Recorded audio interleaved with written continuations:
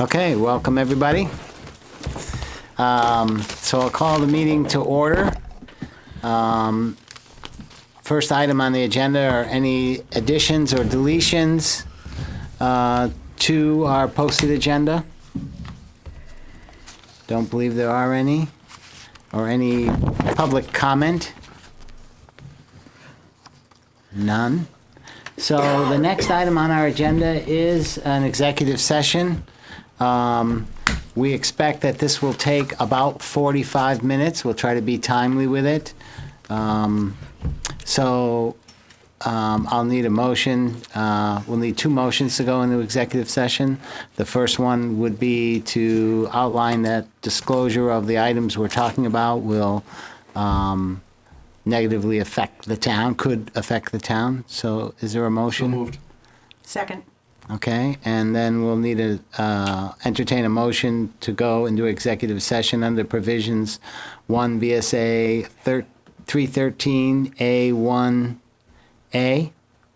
And the purpose of to going into executive session is to discuss just the one item, right? Yep, litigation to which the town is a party. Okay, some litigation, and we will include the select board, Joy, our town administrator assistant, Alex, are you coming in? Mm-hmm. Alex, town planner, and Dave Rue, our legal counsel. I'll make the motion. Second. Okay, so the first motion, all in favor? Aye. Aye. Aye, and then the second motion, all in favor? Aye. Aye, so both motions passed. So we'll go into executive session and be back in 45 minutes.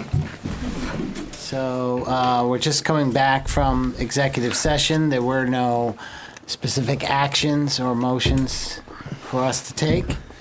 And we'll continue with our meeting. I'll make that. Second. All those in favor of coming out of executive session, say aye. Aye. Aye. Motion passed. Thank you. The next item is Alex, our discussion of the proposed changes to the zoning regulations. Just, I guess, for the audience, a very brief where we are in this process and what step this is. All right, so this is a proposal from the Planning Commission to revise both the zoning regulations and the subdivision regulations. We're referring to this batch of changes as housekeeping changes, as many of the changes are minor, typographical, some just adding a bit of clarity here and there with a word change. But a few are substantive and reflect real policy changes. And the reason for tonight's meeting is that the Select Board received the proposal earlier in the year, and we talked about how you wanted to proceed with the review. You're required to have at least one formal public hearing, but you're allowed to make revisions to the Planning Commission proposal along the way. And so there was some desire to have some discussion of the substantive changes before you made that decision about whether to make changes or to go to a public hearing. So this tonight is just to talk informally about the changes, answer your questions, and then at the end decide how you want to move forward, whether you want to make some changes or whether you want to go to a public hearing or something in between. All right, so I think the last time we had said for us to review the changes, and if we had any specific questions or strong concerns, to forward them to Alex. Did you get anything, Alex? I didn't. Specific? So I provided you with This memo? There's a full summary that you got at your first meeting that walks through every single change in the regs. I then provided you a shorter 2-page memo on just Yep. the more significant policy changes. And I'm happy to walk through that, but I didn't hear from any of you with questions. We'll look to get everyone's opinion, but for me, I didn't have any specific strong concerns, but a couple of kind of minor questions. And I think it would be helpful if we wanted to walk through that memo you gave us, the 2-pager, and there's I don't know, 15 items maybe in it, and just ask, are there any these are the significant changes, are there any questions or concerns? There was one that I thought we could talk, but that might be a good way to step through this process. That's fine with me. This is the memo dated March 30th of 2018, which there are copies on the table if you need one. And the first item on that memo was related to landscaping standards for growing medium and plant health, change to the zoning regulation section 4.3.8.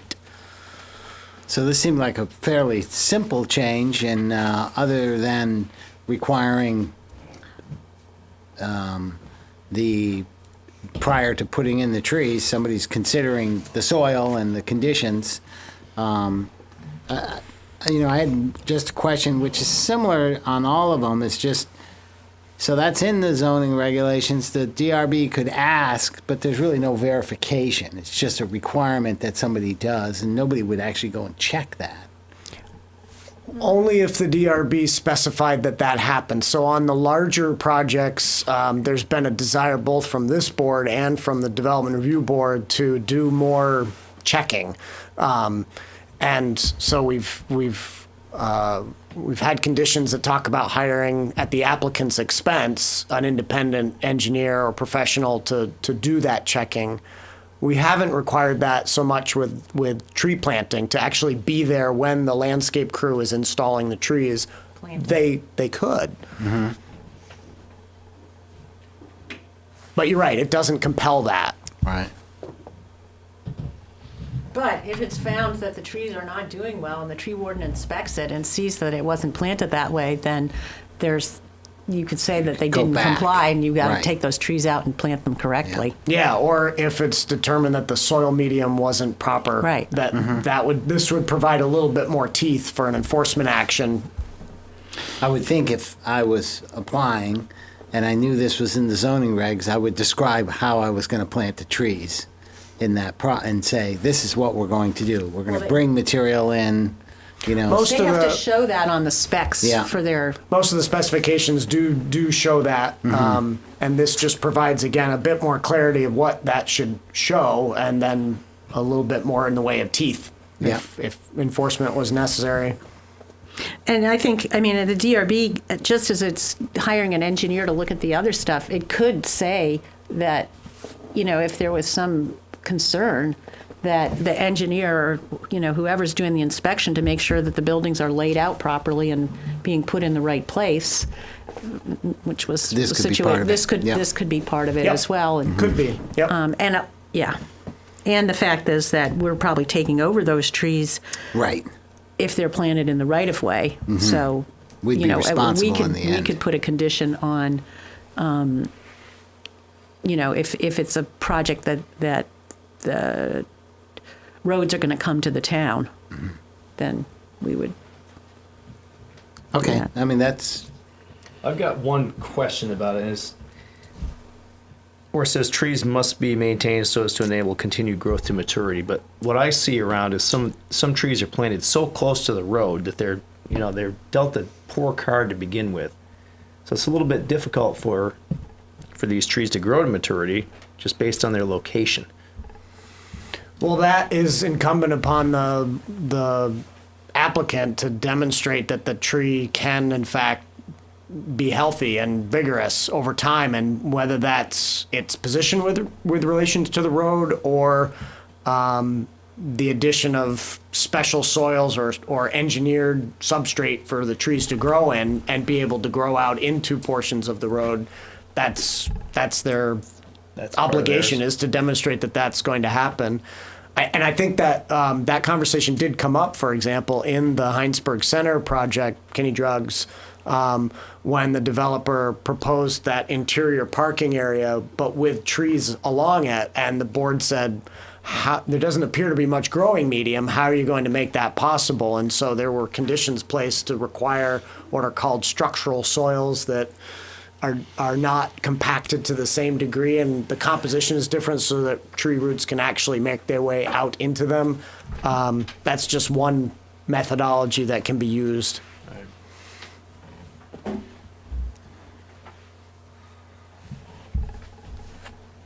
Next item, I guess. Yeah, the next one on the list is the home occupation traffic allowance. Any questions about the change to that? Takes away a very firm cap in terms of a number of new vehicle trips per day and replaces that with a much more discretionary language. It's a little flexible based on Right, what based- exists there today. Based kind of on a the thing. background traffic that exists. The idea being that a home occupation on Route 116 that sees thousands of cars per day passing by it could have more cars visiting that home occupation without destroying the neighborhood. Whereas a home occupation on Leavenworth Road, it would need to be less because there are so few cars on that road. So previously we had actual numbers. There shall be no more than 5 additional vehicle round trips per day, or 10 or 15, depending on the type of home occupation. And this would get rid of those numbers and give that discretion to the board. By So- home occupation, do you just mean people living in the home, or do you mean some kind of business in the home? Business, a home-based Oh, business. okay. Yep. Adding a home-based So someone who business. lives there, but also maybe prepares taxes, or Yeah, does okay. massage, or does pet grooming, those sorts of things. Okay. So I guess I mean, there'll be there's just such an increase in traffic these days from FedEx and Right. it's just phenomenal. Yeah. yeah. And to normal homes, never mind To normal homes, businesses. exactly. Yeah, businesses probably would get one a day from UPS, Yeah. or maybe twice. And I think this is similar to all the ones. It's like how so you have the background levels, but how are those measured? I mean, how would the DRB determine what the background level is? Well, so what would be provided by the applicant is an indication of how much additional traffic they anticipate. What the DRB would do is use their own local knowledge to say, you're proposing this on Texas Hill Road. I'm familiar with Texas Hill Road. I don't know the exact number Yeah. of trips per day. No board member does, but they have an understanding. But 5 additional doesn't Right. seem like it would be too Right. much, right?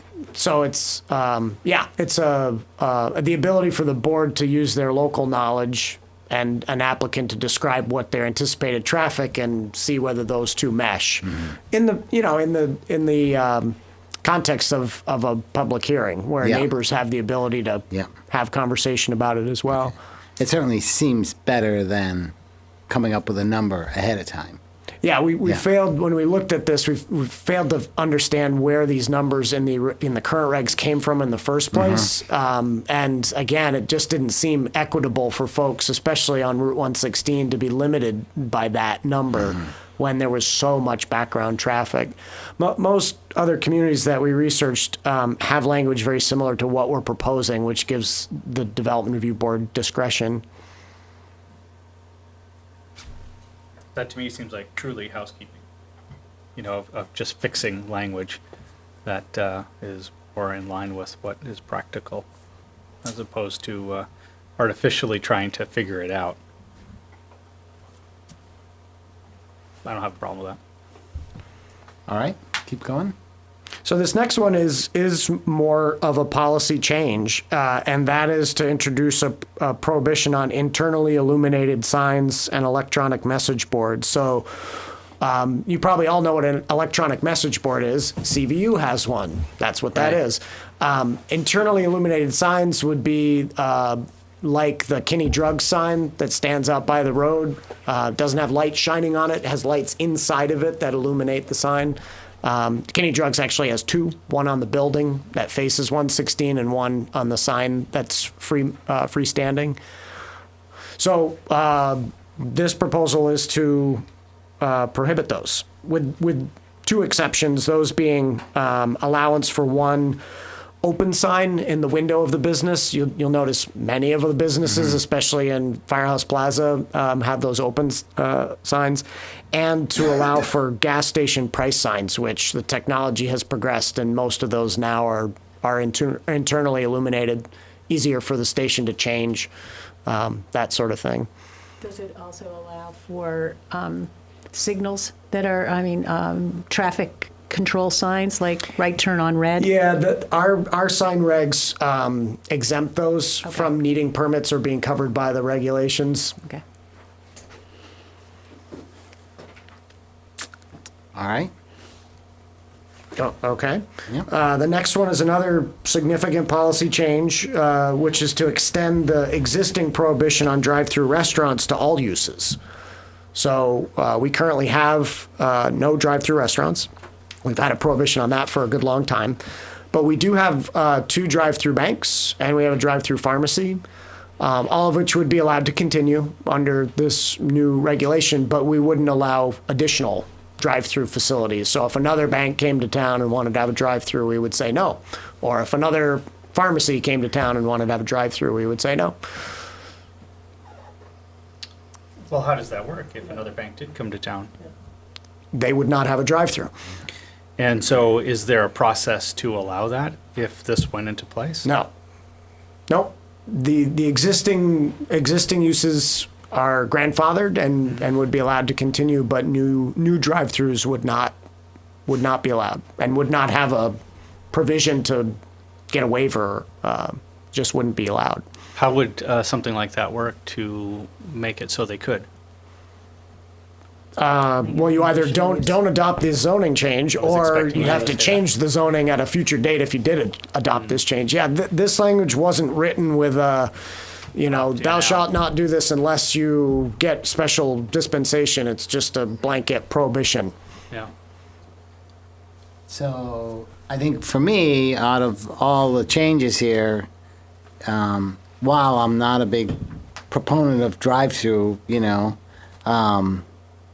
you could make an argument that disability access, like at the pharmacy, somebody who has a disability, can still access the pharmacy, or some other issue where they prefer not to, go into the pharmacy to get their prescription, then, it seems like there are a couple of places where this could make sense. And certainly a bank where you're just going to the ATM on your way to Lampman's or something seems sort of the same thing. So I'm a little, while I'm not a proponent of drive-through, I'm a little concerned that this would tell another bank they can't come into and they can't do business here, because I find it hard for any bank to come in and not have a drive-up teller. But that's just sort of my thought. I think the whole thinking of the commission is that this would slow things down, rather than make it easy for people to drive through and go to the bank on the way to Lampman's. Get out of the car, walk in, and if you can't walk in, go in your wheelchair and actually relate to people and slow down and do what you need to do. And It was Take largely longer. proposed to try to enhance the pedestrian focus in the village area, and drive-throughs take space and create potential for conflict between pedestrians and motorists. So that's the principal driving factor. But I'll be honest with you, this was not unanimous on the planning commission side. There were at least a couple commissioners that felt like you did, Phil, or at least were concerned about that and were not in favor of the prohibition. But the majority were, and that was the rationale for it. I've had, like Phil, this is really the one item that I've heard a lot about.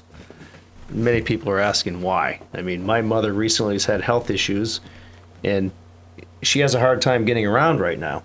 And, it might come down to even a grocery store where they have a drive-up service of some kind. Yeah, and that was discussed actually, because Right. that exists now. I mean, I think there's a whole lot of worry for a small problem. I was recently in Manchester, Vermont, and they have drive-throughs there, and you wouldn't know they were there.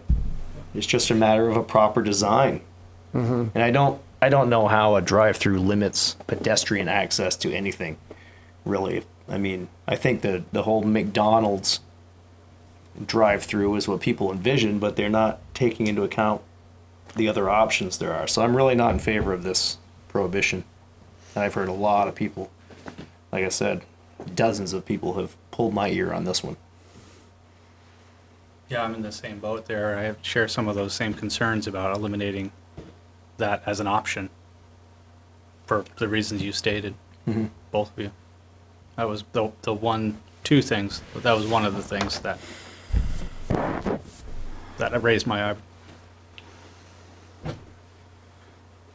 Well, I was, Michael? like, I was just gonna add to that, if you're a young family with a couple kids under the age of 4 years old, and you have to pick a prescription, you don't wanna really unbuckle them and walk them in and get the prescription, and I also wonder, was there a discussion on the planning commission about the effect on business growth and commercial growth in the town with that?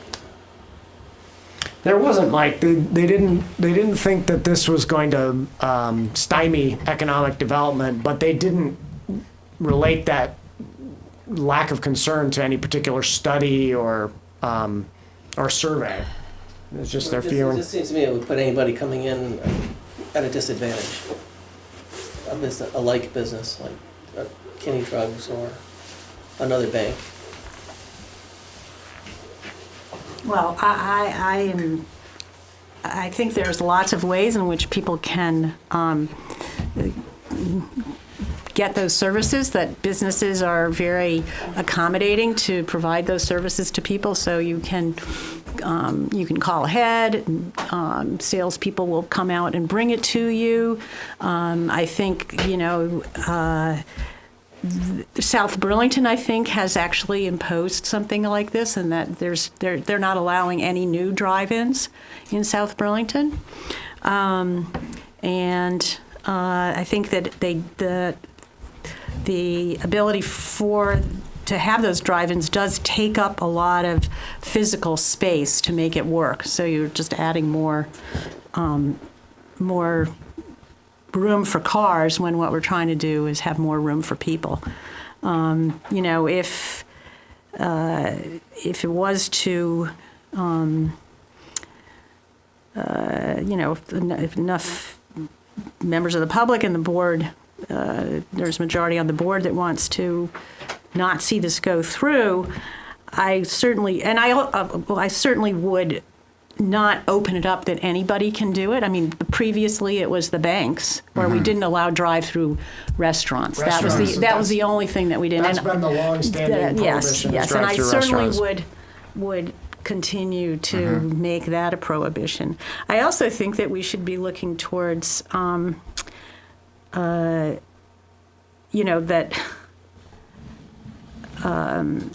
this whole idea of pre-ordering your groceries and picking them up is probably gaining appeal, and that really does go counter to what we're trying to promote with the village. And the ability, though, then for there to be other services that deliver the groceries to your house. I think we're caught in a funny time period where there's so much changing in terms of retail commerce. That more and more, that maybe Hard the to only say things where this people will are going to go. be buying locally are your food, fresh food. You might not buy your canned food or your dry food. I think, when I look at again, I'm not a proponent of this, and I'm not a proponent that people don't get out of their car, or even, in the future, will everybody be driving around through drive-thrus? I just don't think that's true. But if I look at the Kinney one, I've never gone through the drive-thru. I don't even know it's there until I go to get my prescription and I see them sticking their head out the window, and, rarely do I see that, but it's there. So it doesn't seem to impede you walking to Right. Kinney's or accessing it in any way. Unlike a McDonald's where you can't get in the McDonald's because you got to cross you have to. So it seems like that was, designed Added pretty a lot well. of pavement back there, though. Yeah, in terms of that could be, circulation, yeah. so. Yeah.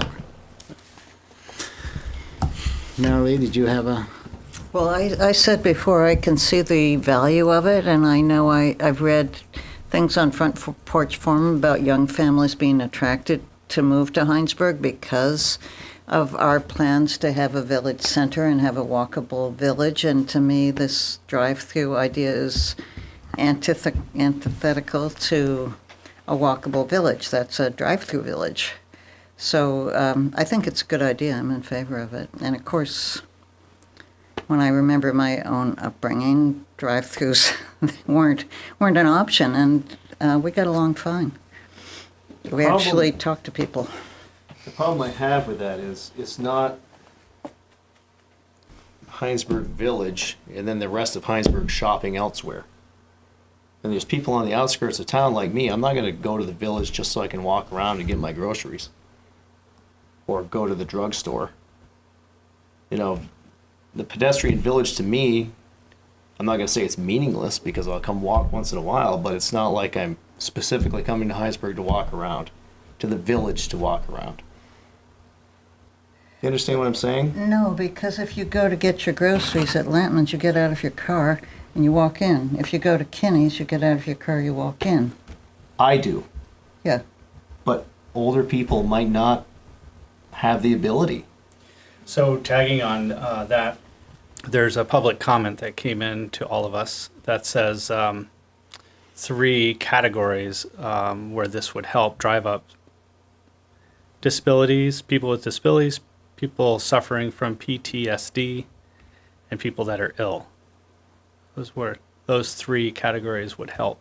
I This would person also add says. the one that Michael mentioned was, And then that would which be a is a fourth. a lone parent with a couple of kids Yeah. in the middle of the winter time. I mean, there's advantages that I can't see just a prohibition on all drive-through windows. Especially when it comes to a bank. What if another bank wants to come in here? Right. They wouldn't. Yeah. That wouldn't, yeah. But if we're talking about restaurants, if that's what we're really talking about and keeping that in, well, then let's talk about that. Although, We're not, though. That's that in the would current stay, regulation, yeah. so that's not being debated. It's really whether to extend that prohibition to other everything uses. To everything else. Right. yeah, I'm not there yet.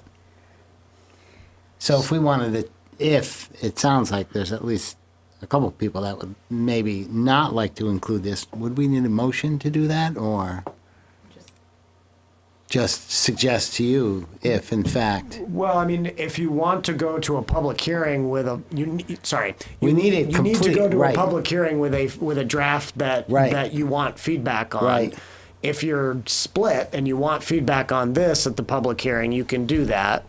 But if you want to change this and go to the hearing with something different, then you can take a straw poll or have a motion to Yeah. revise this proposal accordingly. Basically make it go back to what it was. yeah. And make it be a conditional use, right? Wasn't drive-throughs conditional? For the most part, yeah, it depends on the You certainly district. wouldn't want to make it a permitted.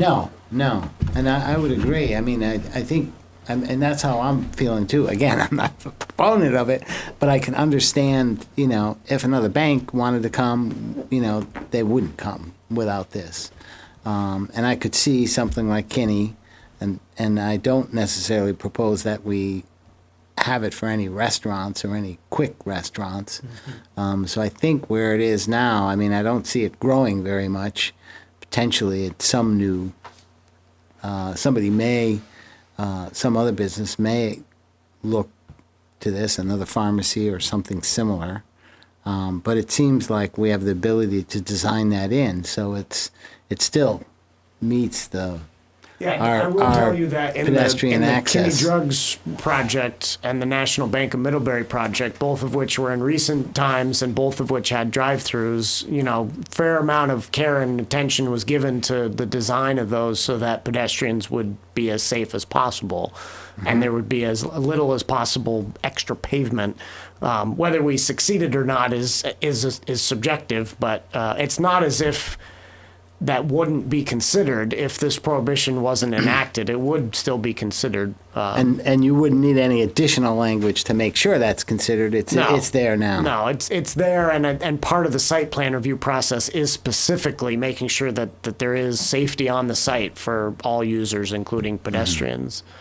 So Alex, what effect do you see this having? do you see this as being something that a grocery store might want to have a drive-through? Do you see that as something of the future?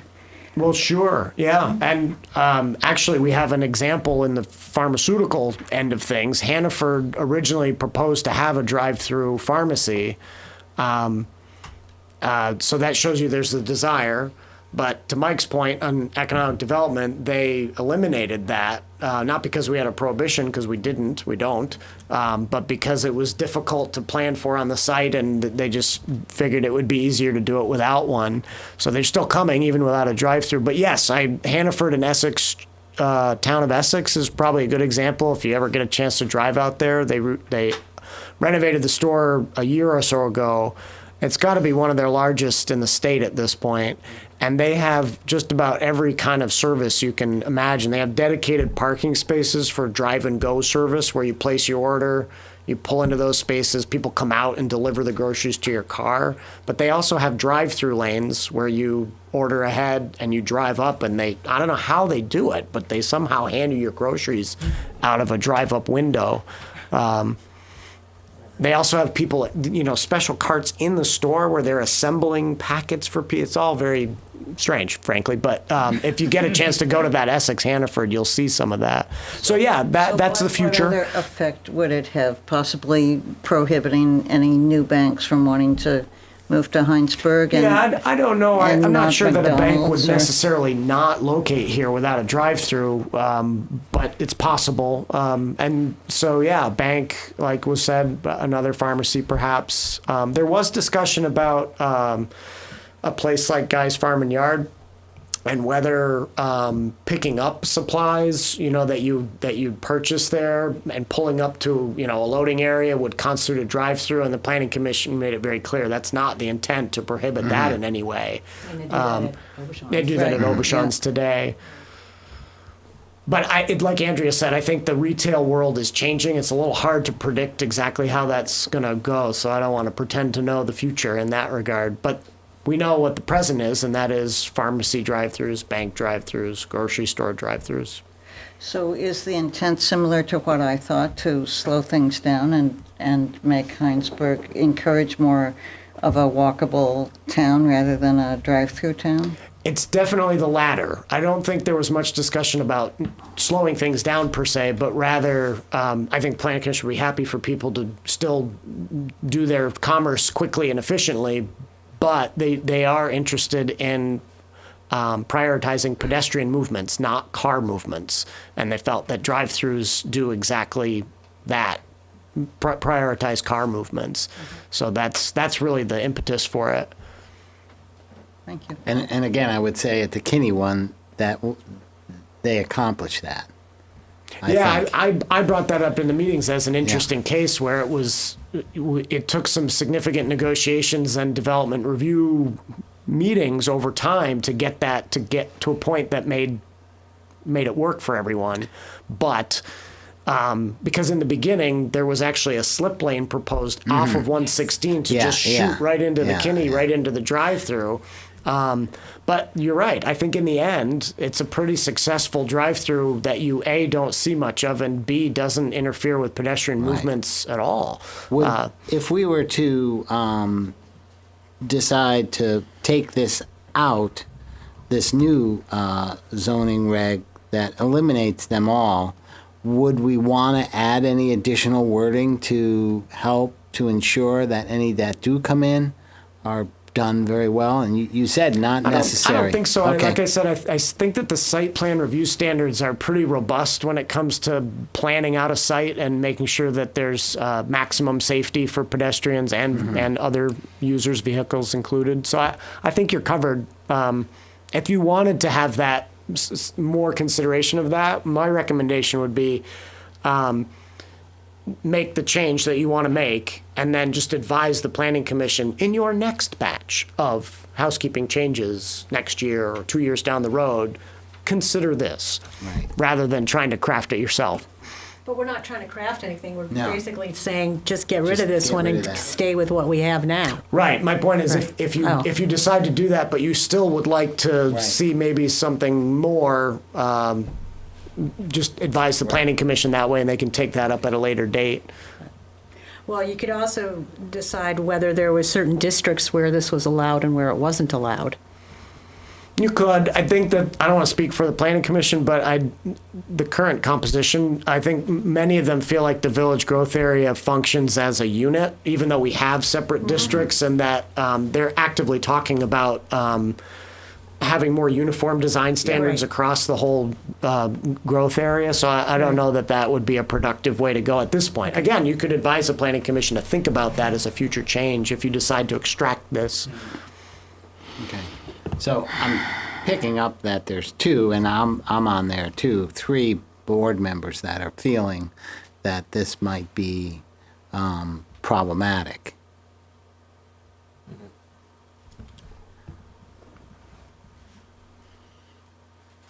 So I would propose we take that language right out.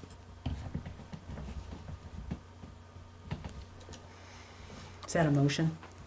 Yeah, I think it is. I'll second it then. Is there any more discussion? So those in favor of the motion say aye. Aye. Aye. And those opposed? Nay? Nay. So it's 3-2. So we'll take that out. Got it. Yep. The next one is accessory uses and structures.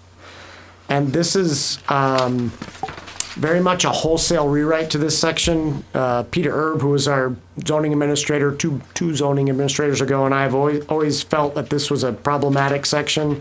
There were plenty of uses that people did on their property that weren't described as principal uses of a property, weren't well described in the accessory use part of the regs, and so the hope is that this rewrite does a more comprehensive job of describing those, and also sending a reader to the applicable permitting pathway for, is it a home occupation that's accessory? Go to this section. Is it an accessory apartment?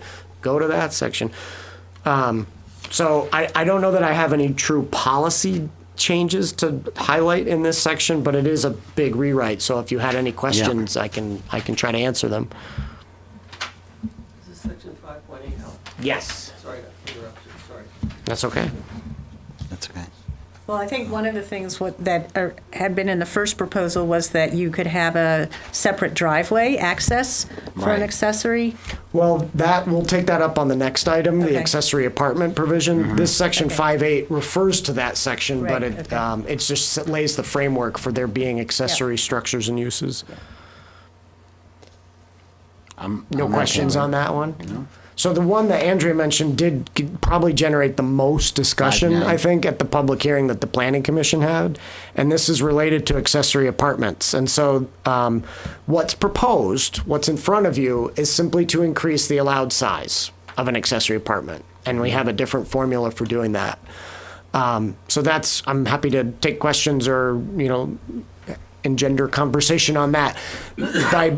By way of background, Andrea was saying that the original Planning Commission proposal going into their public hearing was to also remove a provision that limited the number of access drives. It said, if you're going to create an accessory apartment, you can't create another driveway. Right. It has to be off of your existing driveway. And they were going to remove that provision, and the feedback was very negative, so they abandoned that suggestion and said, okay, we'll keep that limitation. It's got to be on the same driveway, no new cuts, no new road cuts.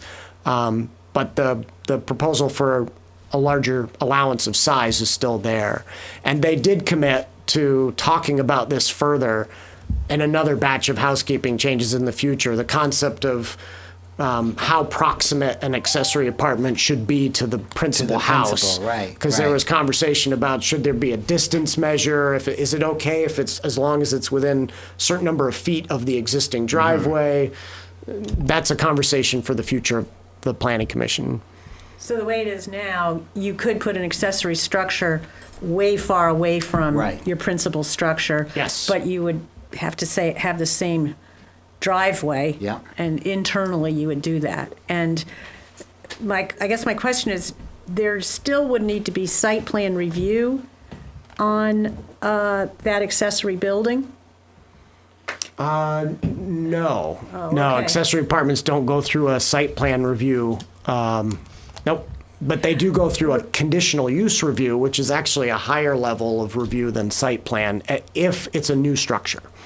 Yeah, okay, if it's a new structure. So I guess what I was thinking of is on a really large parcel, one of the things that we were trying to encourage in the rural districts was not allowing further forest fragmentation. And so, you know, what is there that will ensure that we're applying those standards when there's somebody is going to build an accessory building that Right. is very far removed from their principal structure. Let me look. Hold on. Okay, because I was kind of looking through it, and it seemed like there really wasn't anything that, because it's not a subdivision, but basically you're setting yourself up, if you do that, to then come in and say, oh, well, I want to subdivide this. And it might not be At some point. at some, or they do it, and then they come in, so it's kind of it's a way of getting your project in, and then saying, well, it's already there, so yeah, I'm so going to subdivide it. To answer your question, I don't think there's a level of review that would happen on those fronts for an accessory apartment being constructed. With that said, the accessory apartments, there aren't a lot of people trying to game the system, right? So we talk to people about if you have an existing structure and you want to put an apartment in it and you're not making significant changes to the exterior, you just need a zoning permit. There's no hearing, there's no review. But if you're building a new structure, you do have to go through a public hearing. Neighbors get to have their say. It's conditional use review. We explain that to people. I've yet to see anyone who's tried to game that by building a barn and then saying, well, now that it's built, we Right. want to have the accessory apartment. Back way to subdivide. Yeah. Okay. But the potential for impacts to those resource areas exists. Yeah. But that exists with any accessory building. Right. You know, if they want to put up a garage or a workshop or a shed somewhere, our regulations simply require a zoning permit, and we're not in the business of saying, you know, that's in the woods and we want to preserve that section of woods. It requires a higher level of development for that kind of review Yeah. to be triggered. Okay. Any other discussion on that item? What's the size of the new larger apartment? So it varies based on the size of the house, but the sort of easiest way to conceive of it is that currently we tell people your apartment, the maximum size of your apartment is either 30% of the size of your house or 660 square feet, whichever is to your advantage. So if you have a huge house, you can have a huge accessory apartment. If you have a very small house, you at least get 660 square feet. The new regs propose to bump that to 1,200 square feet. So with the limit that the accessory apartment can be no more than 75% of the size of the house. So basically, it allows people with more modest homes to have larger accessory apartments. They still have to be smaller than the house, can't be any more than 75% the size. But it's a substantial increase in how large an accessory apartment can be. And I'll be honest with you, this is what I've been hearing from community members who have come to our office asking about accessory apartments, is that they find that the current size limitations to be too constraining and they don't do it as a result.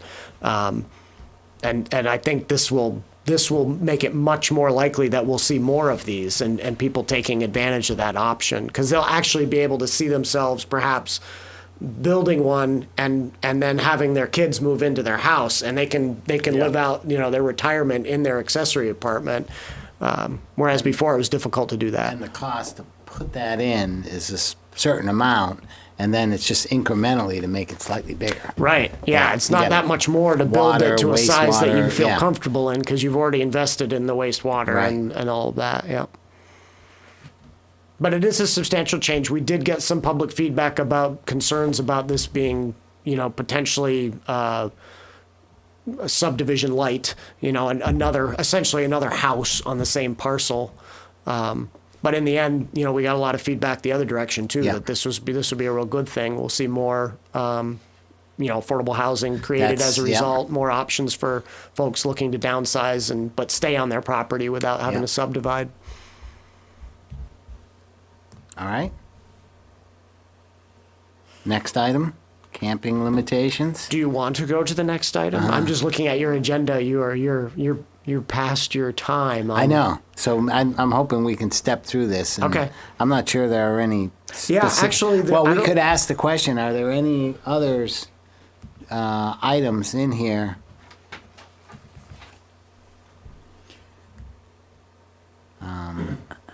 Yeah. Did you have people have questions on any of the rest? On the outdoor lighting standards, I think I read that this sort of matches the other municipalities. This is closer to what others are doing in the. Yeah, right Yeah. now we have next to nothing in our Yeah. regs, so it's a matter of talking to applicants about what best practices, but having no real basis in Yeah. the regulations to require them. Okay. I have one. I think it's Do you want to just say who you are? Jesse Paul. Section 2.5.6. It's on the first page. Oh, so we've gone through that one. But go ahead. Oh, It's No, go actually not one of the ones listed on the March 30th Oh, memo. okay. It's one of the ones listed in the more comprehensive list of all the changes. All right. So maybe I'll just hold off and say, are there any more on the list here of this Oh, sorry. memo of the what Alex called the significant changes?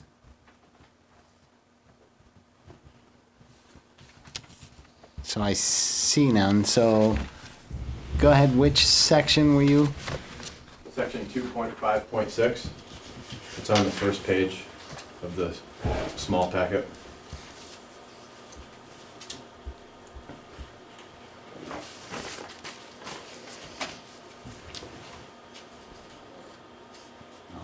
This is the overall summary dated February 14th. And you want me to just... If now is not appropriate time, that's fine. No, this I is the didn't know minimum which order we were going. width and depth dimension. Is that Contiguous area requirement. okay? Yeah, so if you're looking at your track changes version, Yep.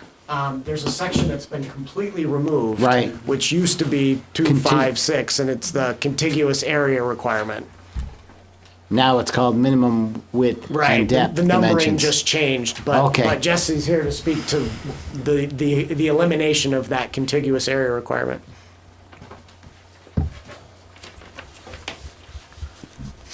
And did you want to?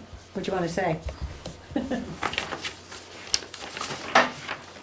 you want me to give a description of why I think it Yeah. needs to be removed? Sure. So, I live up on Partridge Hill, right past CVU, and both my neighbor Russell Fox and my property are both impacted by this regulation. And our properties are impacted a little bit differently. His is impacted by Patrick Brook, and mine is impacted by the private road, which is split by Red Pine and Partridge Hill, that separates my property into 3 different chunks. And with that, it breaks the contiguous boundary. On Russell's, the contiguous boundary is broken by Patrick Brook, which makes the 2 chunks, the way they're broken off, less than 3 acres, and is preventing basically future use of those small chunks of land. On my property, the house, the chunk that my house sits on is about 2.6 to 2.8 acres, and my entire property is 11. And Russell's property, I believe, is 14 or 15 acres, and the chunk that's split off by Patrick Brook is a little over 2. And so with a subdivision, those pieces of land are completely unusable. I'm proposing, or I brought this up to the town to see if it was a possibility to get rid of it, because I've never seen, and speaking with Alex and a few of the town members, it's never been a benefit to the town or a benefit to an individual's property by having this rule in place. Yeah, Peter and I, again, our zoning administrator from a while ago, but was here for many years. We could never figure out what this regulation was trying to do or what the benefit of it really was. And it's been in the regs a fair amount of time. The Planning Commission tinkered with it several years back to try to make it a bit more flexible. But in this go around, we thought it made sense to eliminate it. Didn't think it was actually providing a community good, but it definitely is providing an impediment to certain properties like Jesse's in terms of the Right. ability to subdivide them in a way that is a natural subdivision based on Right. the natural features that this section of the regs calls out as being, separating property in this contiguous area requirement. And again, it's not a town road, it's a private road that was put in by our association that split up the parcels on that chunk of land. So I'm grasping this slowly. What you're saying, Jesse, is the changes you are for these changes, I which am take away. completely for these. Yeah. changes. Okay. Which take away. Okay. Got you. Sorry. Yeah. Normally people don't come with that they like what we're doing. Jesse's No. been All very right. diligent in Yes, following this all I the way see. through Yeah, the this- process, good, as good. are Yep. all other folks who are here tonight on a different matter related to accessory Okay. apartments. So, But in a sense, though, what you're saying, though, is that if you did subdivide, you would be creating a non-conforming lot? If it's 3 acre zoning where you are and your house is on a parcel that's 2.86? So the way I have a map. It's kind of hard to describe, but the way Partridge Hill I and know Red where- I Pine know exactly split what it, you're talking about, yeah. My property is broken into 3 different chunks. Right. A 2.8 acre chunk, which my house is on. Right. 0.75 acre chunk that borders. That's between Red Pine and Partridge Hill and my neighbor. And then a 6.5, 7 acre rectangle that follows the entire length of Red Pine. And so if there was a subdivision, it would not be less than 3. It would be split up to conform to town regulation with both parcels to be over 3 acres. Oh, okay. It's just with this contiguous boundary, my Got it. private road Yeah. makes that impossible. so he Yeah. can meet the minimum lot size requirements, but he can't meet this contiguous area requirement Right. at the Because same it- time got it. because of the nature of the road. Similar with Russell's Right. Russell's property, because Patrick Brook is mentioned Cuts in it this in half. reg. Yeah. He could have a very viable lot on one side of Patrick Brook, but it won't meet and it will meet the minimum size of 3 acres, but it won't meet this contiguous area Is requirement. your house, the first one on the left on Park? Yeah. On Red Pine? No, my house is the first house On Partridge. after Red Pine on Partridge Hill. First house, oh, okay, On got the it, left. got it. I'm looking at the Google map and understanding how you're describing it. To see So there if was I can- I there got was it. no controversy over this change at the planning commission level, and the only public feedback we got was positive. Okay. And we're getting that tonight? You Yeah. are. And I assume the board is positive with this too. I had one question, though, about whether we had resolved the whole issue about front yard, front yard parking and what constitutes front yard, and in response to the court decision on, and was there any discussion of changing those? Not with regard to the whole Hannaford. Well, I mean, that just pointed it out. Right, but there wasn't discussion at the planning commission level about that pointing anything out that needed to be changed. Well, I There thought it was- said something there- about there was identifying front yard related to the building. Yeah, Well, anyway, there's no changes. There's no changes Okay. related to that. There are changes related to allowances for parking in the front yard for existing structures. Yes. That we had some problems with over the years about the construction of that section of the regs. Yeah. And so we clarified that, but not on the topic you're talking Okay. about. Okay, are there any more? Oh, I know, I had one question about this idea that for a subdivision permit, they need a road access permit they need to have submitted an application to the Highway Department, section 3.2.4. Yep. So all it says is that you have to have made the application. And and I just wanted to clarify that I would think that the communication that happens between the road foreman should be directly between the Highway Department and the DRB, not via the applicant. And there's nothing in there. It just says you have to apply for it. It doesn't say that it has to be approved or. Right, and because so- the way it works, the way our system works is someone applies for, this is in the subdivision regulations that Andrew is referring to. So this is in the context of a subdivision application. The way it works is the applicant makes an application for subdivision. In that process, we want them to talk to the road foreman and get the application, any application for a new road cut started. The town administrator issues those permits. Used to be a select board, but now the Yes. town administrator does it. But they don't issue the permit until after the DRB has granted subdivision approval. So during the subdivision process, what we want is we want to make sure that we have gotten feedback from the highway foreman and that any issues Right. that he's brought up get brought up in the review of the subdivision so that it can all be addressed, and then at the end That's of the process, incorporated in everything there. is fine. So this is our way of codifying what's been our practice, which is to refer people to that process and to make sure that we talk to Mike and get that information. Well, I guess that's what, because I feel like I have witnessed situations where the applicant is telling the DRB what the road foreman has said. And I feel like it's more appropriate for that discussion to happen internally between the DRB staff and the highway foreman, and not using the applicant as the spokesperson for the highway department. So I think internally, without regulations, we can have that Okay. protocol and Right. improve it if it needs to be. Yeah. But the intent of this is to put applicants on notice that Yes, they have to absolutely. address this situation, and it gives the board the ability to say, well, you're Right. not telling us anything about what the road foreman said. What happened?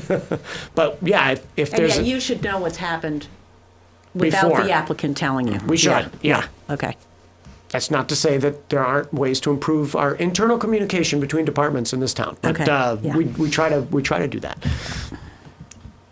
Mike? Yeah, I just want to bring up in the subdivision regulations, the first one, 2.1, you're gonna now require a survey of the boundary lines for land transfer between two adjoining parties.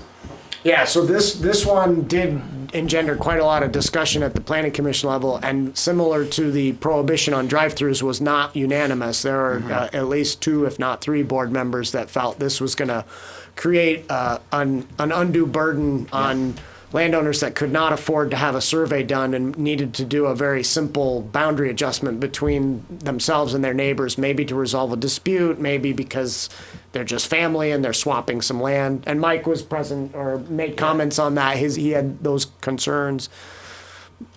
So, not trying to hide anything from you, but you didn't ask questions about that one, Right. so I didn't bring it up. I just wonder what, like, with the technology available, all the mapping and things available today, why you need to have a survey? I think, Because the surveys, the mapping is based on actually. but you have 2 agreeing landowners, and you could set very clear lines. I'll speak about what Yeah. the planning commission said. What the majority of the planning commission felt was that it's in everyone's best interest when there's any uncertainty about a boundary line to have a survey done, because those surveys become part of the town record, helps with any Taxes. further disputes between people. The town assessor definitely is in support of this for that reason. And so there was kind of like, it's good, it may be bad tasting medicine, but it's good for you. You should incur the cost and do the work of a survey. With that said, we did get testimony from Roger Cohn, who's attorney who does some of this work in town, saying, yes, sometimes a survey is necessary, but not always. There are times when an attorney who's going to write up the deed for the boundary adjustment can adequately describe what's being transferred without having to have a survey done, because there's adequate monumentation already, or there's landmarks that are being used, or what have you. So Roger, like Mike, didn't agree with this new requirement, but a majority of the planning commission did, and that's why it's in front of you. Well, what examples of problems have there come about the way it is now that we're trying to solve by changing it? I'm not aware of any, Andrea, to be honest. I know that Marie, our town assessor, who is very much in favor of this, feels that it's easier every year when there are changes to deeds and the town and the tax mapper has to come and figure those things out. It's easier for them to have an actual survey to base the changes to the tax maps on. And I know she also has some personal experience with having property surveyed and realizing that you don't own what you think you own. Right. So if two property owners are trying to resolve a boundary line issue and neither one of them really knows where the boundary is, a survey can be very useful in that situation. But with that said, in the 15 years I've been here, I've not been aware of a boundary line adjustment that went bad, for lack of a survey. And we've done a lot of them over that time. But course. some of them do have surveys. Some do, Yeah. but many have not, and it gets described in deed language. And even sometimes, I think there have been a couple transfers where the Planning and Zoning Office has made a map, based on aerial photography and tax map lines, and said this is an approximation of what these two landowners are doing to help support the deed. Yeah, if you don't have survey points in some place, everything is subject to Right. change, because those tax maps are not Yeah. surveys. Right. And people, there's a big disclaimer on it, like, don't Use this for survey. Yeah. And it's true that these land transfers may not have created an issue, in the time that I've been Yeah. here, but they'll be there forever. Well, yeah, so when somebody 30 goes to sell their piece Right. of property, then somebody does a title search and says, oh, it's a little unclear what Right, this is. or 40 years from now, both properties are in different ownership and they have a dispute and they go back to the deed and this transfer and say, well, you can't prove that's the correct location for the boundary line. Whereas a survey helps in that regard. It's not actually the be-all, end-all, right? So there are times when there's a survey for a property and another property owner has the survey done on the same line and comes up with different information. So it's not as if it's 100%, but it certainly goes a long way towards resolving potential issues in the future. But as Mike mentioned, and I'm kind of with Mike on this, it's a substantial burden cost-wise, and there are going to be landowners who will not be able to afford, the $1,500 or the $2,000 to do the survey to support what was going to be a fairly simple boundary line adjustment between them and their brother or them and their neighbor. So you just have to know that. Can I just add one thing real quick? I actually contacted a Mark Day, who is the Vice President of Land Surveying for the Vermont Society of Land Surveyors. And what he said is this would add, the thing that would add a range of like $3,000 to $8,000 to the cost of just having a boundary adjusted to clear it up. Well, it's a question of whether you're doing a whole survey or you're just surveying that line. That was my question, was one Yeah. step, and he says there's really a simple survey is really basically a full survey because there's a liability issue involved. So if you want to do a simple survey, let's use the technology and use the markers that are available that Roger talked about and create a boundary line that everybody can and finally get something straightened out and created, rather than not follow up on it because of the cost. Well, you're only, if you're not doing a survey, you're kind of agreeing to something and it's showing up in the deed, but it's not a survey, so you're still subject to absolutely. legal liability there. Even with surveys. So what's the board thinking on this? I guess the question would be, do we change the language going into a public hearing or not. And the cost does concern me because I've gone through this and it just, I wouldn't have wanted to suck up $3,000 or $4,000 for what I did. And it seems like with the technology we have, with the new mapping that you have at your disposal, at least the aerial views, I mean, a couple feet here or there, it just, I hate to make life more expensive for people. I mean, for something that we've never really had an issue with. I mean, granted, you can always have an issue somewhere down the road, but I think there's other ways around it than requiring a survey. I will tell you that most of the municipalities that responded to my request for, how does it work in your municipality, require survey. So it's not that there aren't some communities that don't, but the majority of those that responded to me, and there were maybe a dozen, they all require survey for boundary line adjustments. What does the bank say on it? It's a good question. We didn't ask the bank specifically, so and of course there isn't one bank to ask. But I don't. My sense is that they don't care as long as an attorney is writing up the deed Right. and is willing to say that Yeah. this passes muster and there's a documented title that can be researched in the future. Then I don't think they're going to have an issue with having clear title and that sort of thing. Mostly they're concerned about the fact that there was a permit issued. Yeah. It's when folks do these Right. boundary line adjustments among themselves and don't Yeah. realize that they need a permit, that's when banks get bent out of shape, as do we, because you've always had to have permits for these sorts of things. Well, I So- wonder what liability it puts on the town if we don't do the survey and you guys are drawing these lines on a map for landowners. I did wonder that when I drew one of those maps for one of those landowners, even with all the disclaimers that I put on it. I don't think that the town's in any more jeopardy than it always has been, given the fact that we haven't required surveys. Again, I think it really comes down to the attorneys who are involved in writing up the deeds, and they're the ones who are putting their reputation on the line, saying, Right. I can adequately describe what's happening here. And that was Roger's point. Or- He said, if I can't adequately describe what's happening, then I will compel my client to get a survey. So, I mean, if they didn't, for some adjustment of a boundary, and then later on somebody wanted to sell their property, they might have to, at that point, go and have a survey done so that they can get a adequate title. If there was a dispute, I suppose, yeah.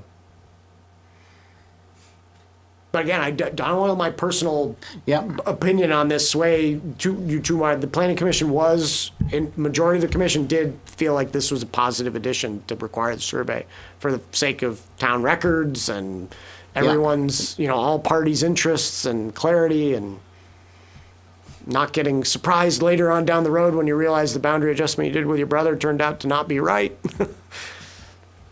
But it would be Let's- clarified with the lawyer when it came time, correctly. Let's just take a straw poll here. Andrea, sorry to make you go first. I don't know.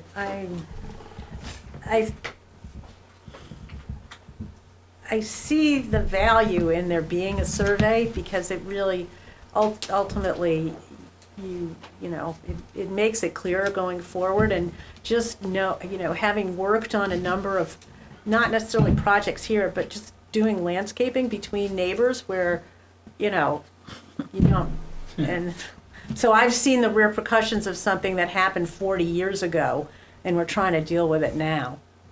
So I can really see the value of it, but I also know that it makes it more complicated when it's a really simple thing. And in the here and now, it's really simple. It's what's going forward that makes it difficult. And if we want to clean things up and have good records, I think I would say I'm in favor of this survey. Maybe, I think it does say this may, it doesn't say shall, it may be a full survey of all parcels involved or of a lesser area as long as it includes the area being transferred. So it's not like you have to do a whole survey both parcels. It's establishing what that what it is. I could go either way. Tom? I'm kind of up in the air. I think like everybody else on this one. It's just, I don't know. I guess I'm just up in the air on this one. Bottom line, I just want the end result to justify the cost, and I'm not sure it's going to do it in a lot of cases. So I think that's key what Tom just said, the end result justifying the cost. But I have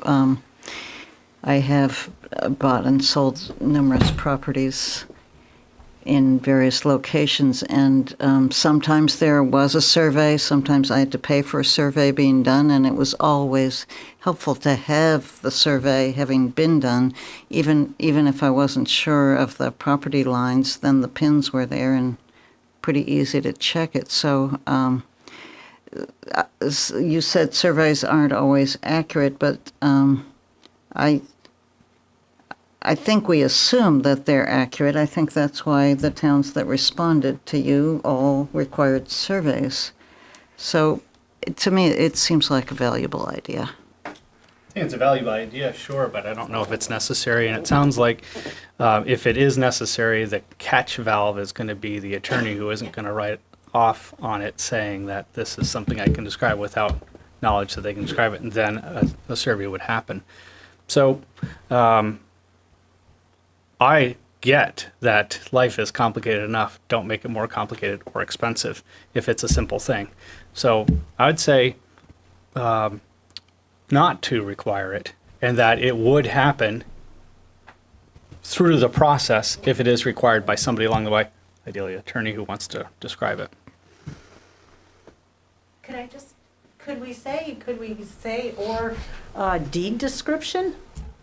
I mean, some description of the property needs to. Well, that we have today. Yeah, That's okay. part of it. The process is that you get a permit with deed language, and then once the deed is filed, the zoning administrator checks to make sure the deed has the necessary language in it. So yeah, that's assumed.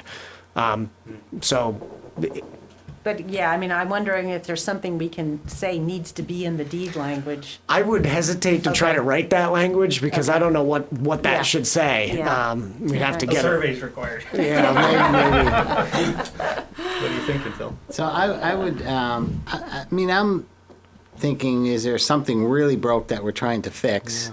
And if it doesn't look like this is going to put any additional cost or liability on the town, it's really the two landowners who, at some point, might have to do a survey. They haven't, lost anything other than they could get themselves into a slight pickle by putting landscaping in the wrong spot, or, and then at some point, there probably will be a survey. So it does seem like it might be, maybe forcing the issue. Yeah, what's It's the probably a benefit to good the thing. town? Yeah.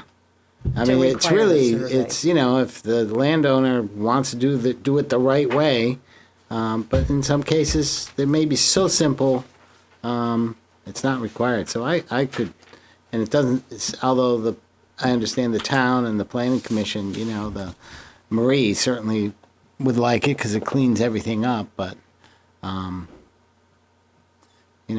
I could live without it. Same here.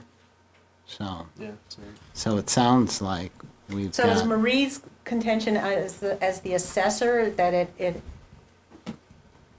She helps? feels like it would be a great benefit to the town to have surveys for all property transfers, so that there was a documented, defensible map that showed where all these boundary line adjustments were happening. So that if there was, somebody was appealing their taxes, I mean, how does that play out in terms of the actual nitty-gritty day-to-day operations? Yeah, it'd be better if you asked that Okay, question directly to all right. Marie, but I think that in general, it has to do with the ability of the tax mapper who we hire on Yeah. a consulting basis to do defensible work. Yeah. And for Marie as an assessor to be able to issue a landowner who's done a transfer a change of appraisal notice and say, we've modified your assessment, it was based on this. and she has something that she can actually work from. Sometimes these transfers are so small it doesn't matter. Yeah. Other times they can be quite large. Yeah. 100 acres transferred or 50 acres or something like that. I don't know, so I'm like Aaron. I think the nitty gritty could get worked out in the deed language, and I think if we do this, the 100-acre transfer might be one thing, but there's so many that are like a third of an acre or a half an acre that it just seems like an awful expense for what's going to be gained when, like Aaron said, the deed is going to cover a lot of them. So what I'm hearing is, although it'd be ideal to do it, it isn't necessary. Maybe in this go-around, there's always the opportunity in 2 years down the road to come back when, in fact, if it does come up that this has caused the town some problem rather than a landowner who does this process without a survey and then finds out, oh, we should have done the survey. So I'm hearing we'll take it out. I'd like to say I really appreciate hearing Marie Gardner's opinion because she certainly has tremendous experience in this, and if she's in favor of this, I value that, and I would be in favor of this also. I mean, we potentially could put off this item for 2 weeks and see if Marie wants to get back to us. Yeah, you're And- under no yeah. time We have some obligation. time You in have this some process. time to act on these housekeeping changes. So if you want to delay going to a public hearing so that you can hear from your town assessor, I think that could do sounds that. reasonable, just to make sure. Are there any other items that, so we could, I think at this point, tell Alex that we've made one modification, and we have a potential second one here, and we will get back to you in 2 weeks, ideally, once we hear from Marie, whether we want to make this change, a permanent change. I'll forward this information to her so she can Yeah, perfect. she can either get you a memo or show up at your next meeting to talk about it. Which would you prefer, by the way? Do you want to have a conversation with her and invite her to your next meeting, or? I think if she feels, Well, couldn't we hold a public hearing and have her, and leave it in there? And then if people say we don't want it, we just go back to what we have today? we would need another public hearing, right? Procedurally, if you wanted to change the proposal that you went to the public hearing on, you would need another public hearing, so that would add some more process. It's really up to you how you want to proceed So with that. I'd encourage Marie could either give us a memo or she could come to the next meeting, either one. Okay, I'll let her know. If she feels strongly, she could come. Okay. But we'd certainly get her opinion. think All we right. would I think she certainly will be respect very that opinion. grateful that you Yeah. asked for it, because Great. this is Good important idea. to her. Yeah. Okay, and I want to say I would prefer that she come because I think a conversation is always better than a memo. Right. I'll let her know. I'd like to see both. I'd like to read it and ask them questions. Yeah, I should be on the same page as you there. Okay. Okay? Are we good with that? We'll move on to the next item. Discuss a zoning fee waiver request by the United Church of Hinesburg related to the vestry. And so I would start this off saying I should recuse myself since I'm the council chair to the United Church. But I would go and sit in the audience and I would potentially add some information to the discussion. Is this something you'll Yeah, I can take? certainly, All right. certainly do that for you. So the process for waiving zoning permit fees is that an applicant makes a request to me, I make a recommendation to you, and you decide. So that's what's before you, is a memo from me saying, I recommend you waive this fee based on the request by the United Church. And there's some history behind the town's use of the facility, and that I think warrants it. So to back up for a moment, then, what we're talking about, just to get everybody up to speed on, is the removal of the Vestry building. Right, the And United Church has applied for a conditional use review so that they can remove that structure. Yeah, and this is the structure of the old building right at the entrance to the St. Jude parking lot. Correct. So Yeah. as you're pulling into St. Jude's Catholic Church, it's the smaller building on your right. Yeah. And That's so, in very poor condition. correct, yes. And so up until recently, 12 months or so, the town has used that space, some of that space, for storage, as my understanding. Yeah, that's mine as well. I don't know exactly when Jen, our recreation coordinator, relocated everything out. It might have been more than 12 months ago now, actually. Might have been 2 years ago. But for quite some time prior, the town utilized the space for storage of principally recreation department equipment, but I think other buildings and facilities equipment as well. Yep. And then so on that premise that it was sort of a shared space, In fact, the town thought we owned it.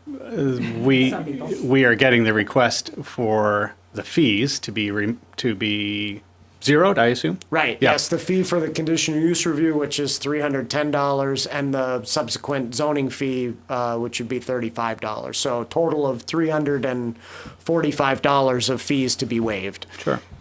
Then Phil had a add on to that. So I think the town has an active lease.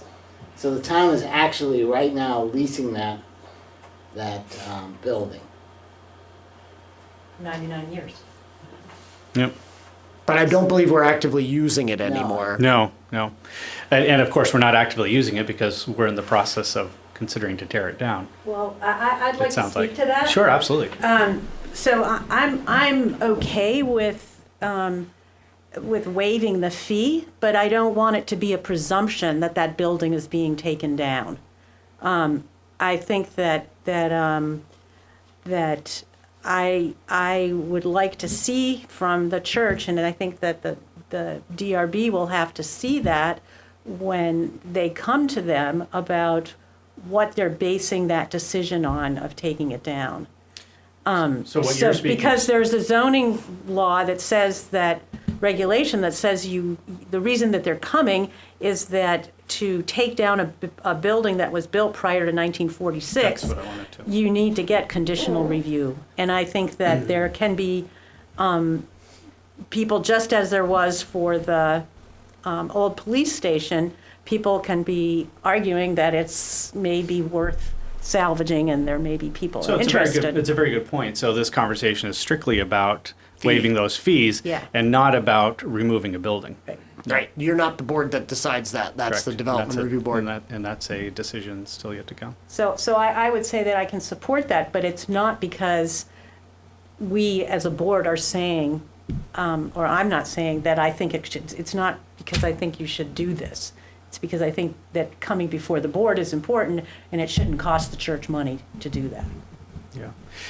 As a question on that then, so when that DRB hearing happens about the fate of that building, the church will certainly be coming to the DRB. Is the town also coming to the DRB as a party there? I don't think so. I think the church is the applicant, the landowner is somewhat in the ether, and that's the party that's going to be pursuing the application. If the town wanted to have a formal opinion to express to its development review board, they'd certainly Sure. receive it. I think the complicating, if I Yeah. So the please. complication there is that because there's not clear title to the land underneath it, the ability of the church to sell the structure and sell that lot is what's complicating it, because they don't have, it's a lease that runs as the grass grows and the river flows. Yeah. But if that were able to be resolved with whoever is the holder of the land, then there is the opportunity to perhaps sell the building and restore it. So, I mean, there's a lot of hoops to jump through, but Some mutual agreements to have happen. yeah, and identifying of people. So. Tom, Marilee? Well, I'm in favor of waiving the fees. Makes sense to me. Sure. Sure. Phil? I'll just add some more information. Please. from the church side, we've spent quite a bit of money legally to find out actually who does own the church, and it looks this building, and it looks like the church owns the building, does not own the property. To clarify, that would cost tens of thousands. You know, we've heard maybe $15,000 or $20,000 potentially. We don't know. We have contacted the Preservation Trust, so they've come and looked at the building, and Building Heritage Foundation came. They gave their opinion that the building is not worth saving, and that, you know, the structure itself is rotted. There's some timbers that could be saved, but and there's maybe some chairs inside that should be saved, and maybe the window. Like so pews or something? They're not pews. I don't know, some chairs. Interesting. So I think the church, wants to preserve whatever can be preserved. They have limited funds to deal with this. This was not anything, that anybody was planning on, other than storing some stuff in it. It really hasn't been used. It hasn't been functional. So it's been a cost burden, and a realization that it really hadn't been properly insured, and now it's become a real hazard. Particularly in the windstorm today, everybody was worried more the roof would blow off and somebody could get hurt. So, but I think the discussion that would happen at the DRB is certainly one, that everybody should have, and I think the church has been trying to be open with, this building. And initially there was hope that it could be saved and reused or whatever, but at this point, we're feeling responsible for the safety of it and don't see much else that could be done, and we don't have the wherewithal to do anything else. So it sounds like the discussion tonight here and perhaps discussion at the DRB might provide some of those answers, but it's helpful to know all of that sort of as the background and to what's going on currently. But getting back to our topic tonight, and that is, I'll entertain a motion, however it wants to be said, for the topic at hand for the fees. I'll make I'll make a motion to waive the DRB conditional use review fee of $310 and the zoning permit fee of $35 for the United Church request to demolish the Vestry Well, it's just building. to show up at the DRB. It's just For the application. for the For the application. application. For the application. Those the right numbers, Alex? Second? Second. Any more discussion? All those in favor of the motion, say aye. Aye. Aye. Opposed? And abstained. Thank you.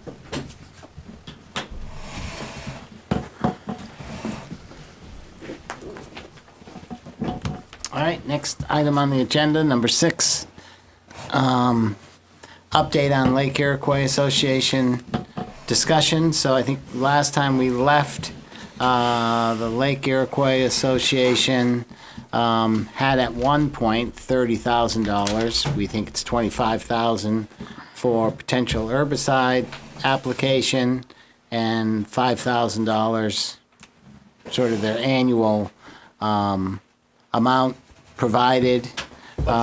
They did not get their permit, or they don't plan to get a permit for herbicide development. So I believe the request at our last meeting was to take $5,000, apply it for hand picking, harvesting, and then additionally $2,500 toward the boat cleaning. Benthic barriers. Benthic barriers, right.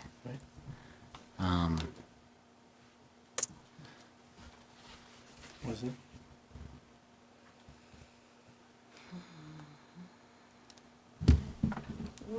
it? you know, we talked about this at our last meeting, but didn't we have a letter from you guys? Yeah.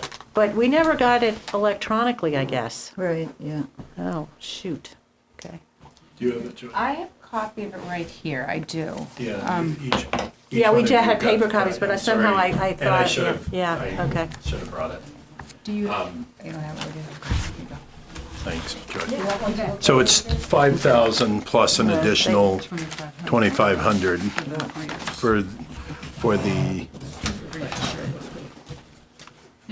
I'm sorry, the greeter program. The greeter program, you were right. Okay, yeah.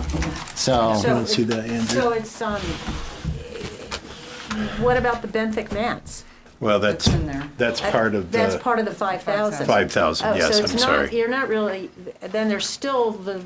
It's the 2,500.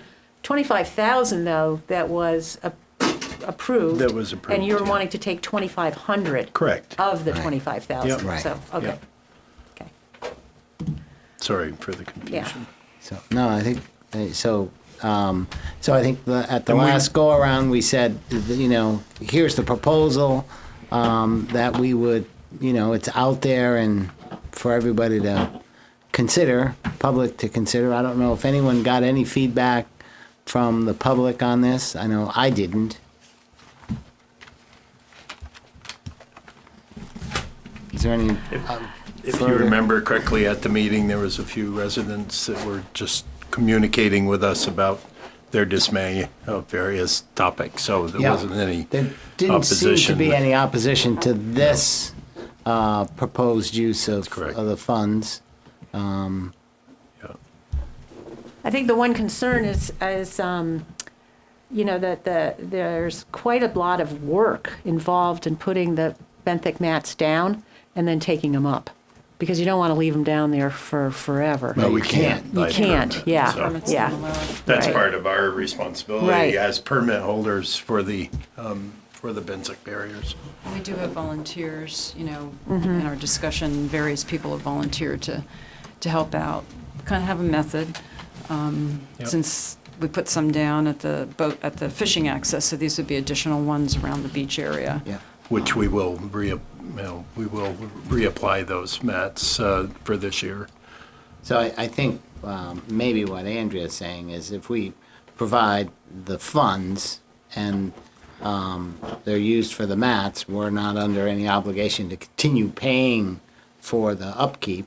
This is just to get the program Right. started. This would be to purchase the mats, and you got to get rebar and a few odds and ends of hardware, but then once we have them, there isn't really, I mean, it's volunteer time then to put them in and take them out, and we're relying on our volunteers who have said they'll do it. I think, Is there any other? No, I think I said at the last meeting that I was fine with this plan. The only objection I have to anything that we've talked about is the suction harvesting, because I Right. feel like it's kind of a waste of funds, Well, unfortunately. Tom, I think Pat and I will both agree with you. Our hands are tied with any other alternatives at this point, and I think we're challenged, and we have a lot of work to do. The sooner we can move forward, I guess we'll be in better shape, but we do have a lot of work to do. and I think as we've discussed at various other times when we were still talking about the herbicide permit, we always had some suction harvesting in the plan anyway, because we felt there were always areas where, you know, the herbicide might not reach, or if we did do the herbicide in subsequent years, some milfoil might come back and we would do suction harvesting in these smaller areas. So the plan for the suction harvesting right now is to do it in certain, you know, just in certain limited areas around the beach area, the rock island in the middle, that's Really heavily where the heavy infested. infestations are. And at least try to keep certain high-use areas under control for the time being until we Is the can, rock island in the middle considered a Yeah. yeah. That's where the largest population And, is you right know, now. when the water skiing, and, you know, it gets lots of action out there. And so we're trying to get rid of areas where it really chops it up. The And, travel areas where it's really prevalent. you know, it's all that we're left with at this point, is to try to at least keep things somewhat under control. Well, I appreciate that you have done a lot of work, a lot of research, and I'm grateful that you've come up with physical solutions, because your permit's denied, that you're not going to use the chemical solution. But I also think that the voters did appropriate the sum of $30,000 for the purpose of funding milfoil mitigation and removal efforts in Lake Iroquois to be managed by the Lake Iroquois Association. And that was approved by, 121 to 116 votes at the town meeting in 2017. So I think the town has already given you the validation to do this. Well, like we have said right from the beginning, we're here.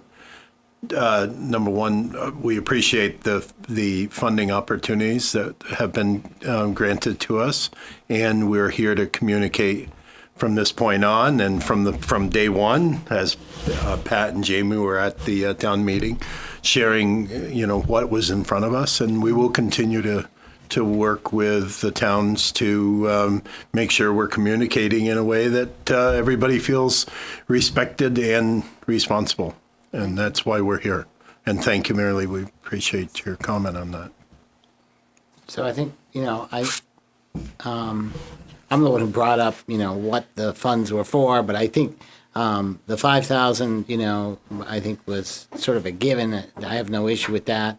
And asking for only 2,500 to continue your efforts, which are built on a lot of volunteer effort and, a lot of grassroots effort, I think is reasonable.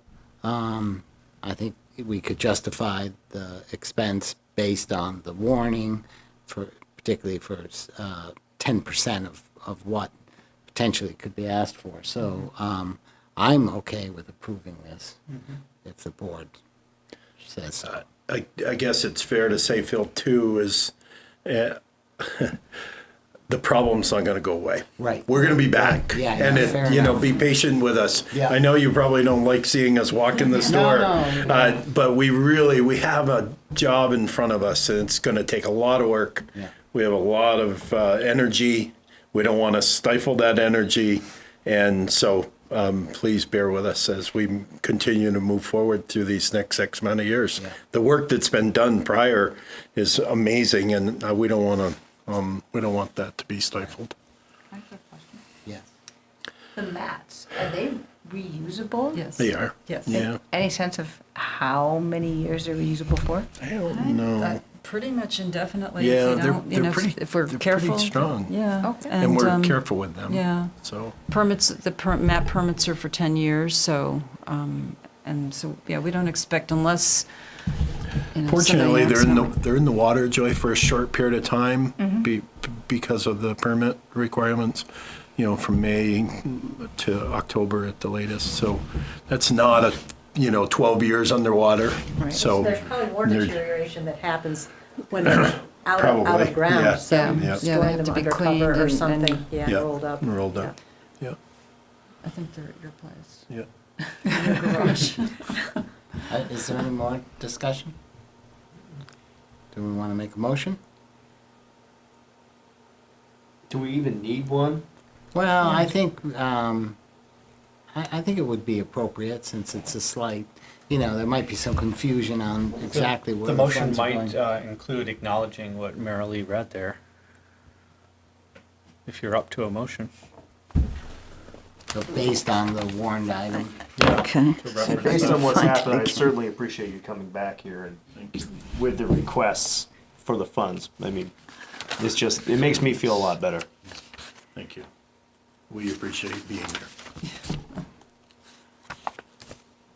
Here it is. Really, Okay. you get it. Oh, here you want? No, No, I've she's got got it. it. I've got it.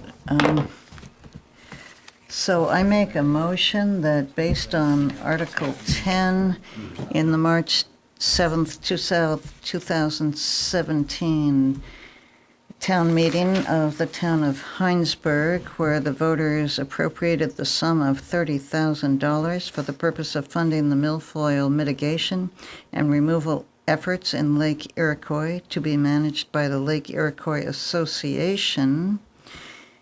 And it was approved, and the voters therefore will be funding 1 year of the 5-year effort led by the Lake Iroquois Association, that we approve the request from the Lake Iroquois Association of the amount of $2,500 for milfoil mitigation. Maybe we might say Using 70, might say 7,500, because it's 5 and 2,500. But I believe that they get 5,000 every year. But if you're quoting that. Yeah, if you're quoting motion, that. That was 30,000. Right, So- okay, 7,500 then, yep. Which represents 25, the 25 you're talking about?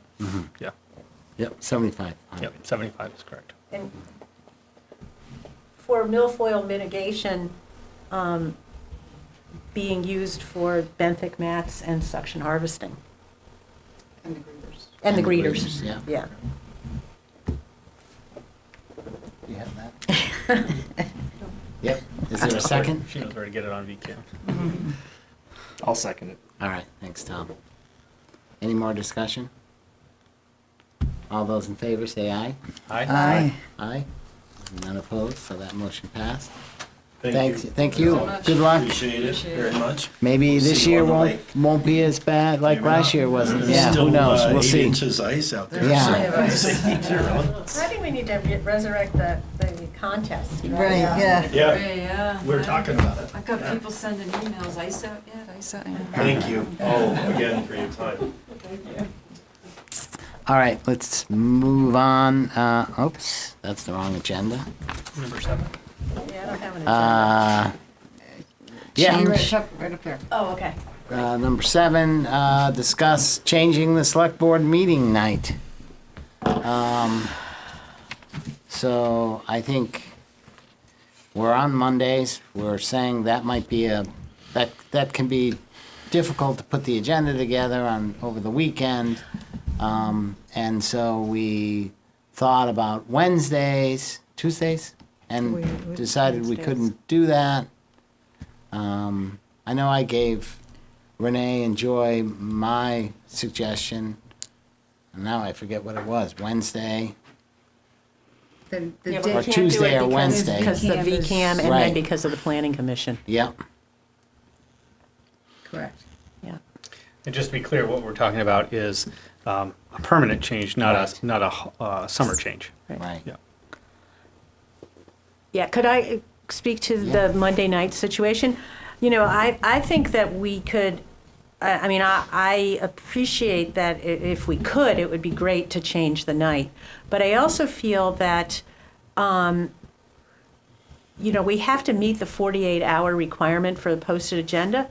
We can post the agenda 72 hours ahead of time, and that's the agenda. And then if there's things that come in over the weekend, I think we make that changes to the agenda on Monday, and that there's no reason that staff needs to be working and paying attention to it over the weekend. You know, when staff goes home on Friday, that's the agenda, and if it's super important, you know, then it can be a change to the agenda on Monday.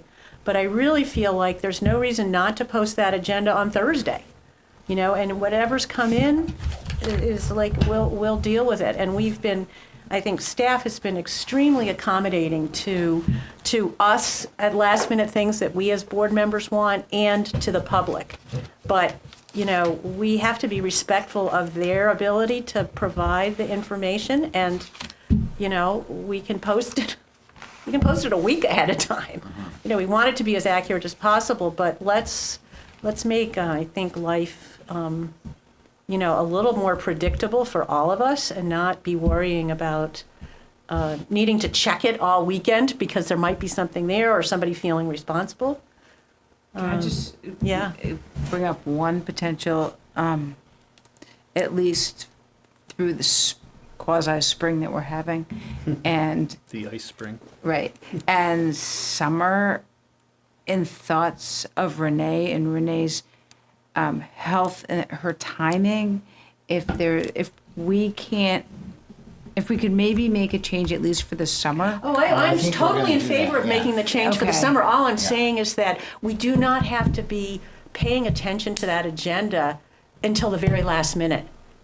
You know, and so I'm just trying Yes, to thank give you. some cushion Thank you. and I say appreciate that. That's that. all. No, I think if we appreciate can that. change it to Thursday for the summers, that's great. Yeah. But in terms of trying to meet that Monday Mm-hmm. deadline by working through the weekend, that doesn't have to happen. I appreciate that. Yeah, that's all I was trying And to say. I think since it doesn't appear we're able to find a permanent change, at Right. least right now. Yeah. The next request is to go back to what we've been doing and to switch to Thursdays for the summer. We've been starting that the 1st of June, and then that would be June, July, August. I think we talked about, I think we dated it potentially for May, unless someone objects to that. I'll You object. I object too, All right, objections heard. unfortunately. That's okay, that's okay. So you're suggesting then to. June 7th June and 21. 7th and 21. Is that correct? First and third? Is that what we were saying? Okay. That's what Yeah. we've done the Yep. last Okay, couple of years. So Okay. June, August, and September. Yeah. No, June, July, August. June, July, And August. Right. into mid-September would work for me, if we could do that. Yeah, at least get by the first one in September. Well, the first Monday in September anyway is Labor Day. Right. Well, it'd So- be the I mean, the so one we, after Labor Day. right. But I mean, if we could do it that Thursday instead of that Monday, then we would be accommodating you. Right. Can you do that, Bill? I'm willing to, let's propose that. We Okay. always could change it going Okay. forward, but let's All right. say we'll do that. so you're saying you, That first one in September would be on a Thursday too. which would be September 6th? I guess it would be, yes. Yeah, okay, If we're saying the first and third. yeah.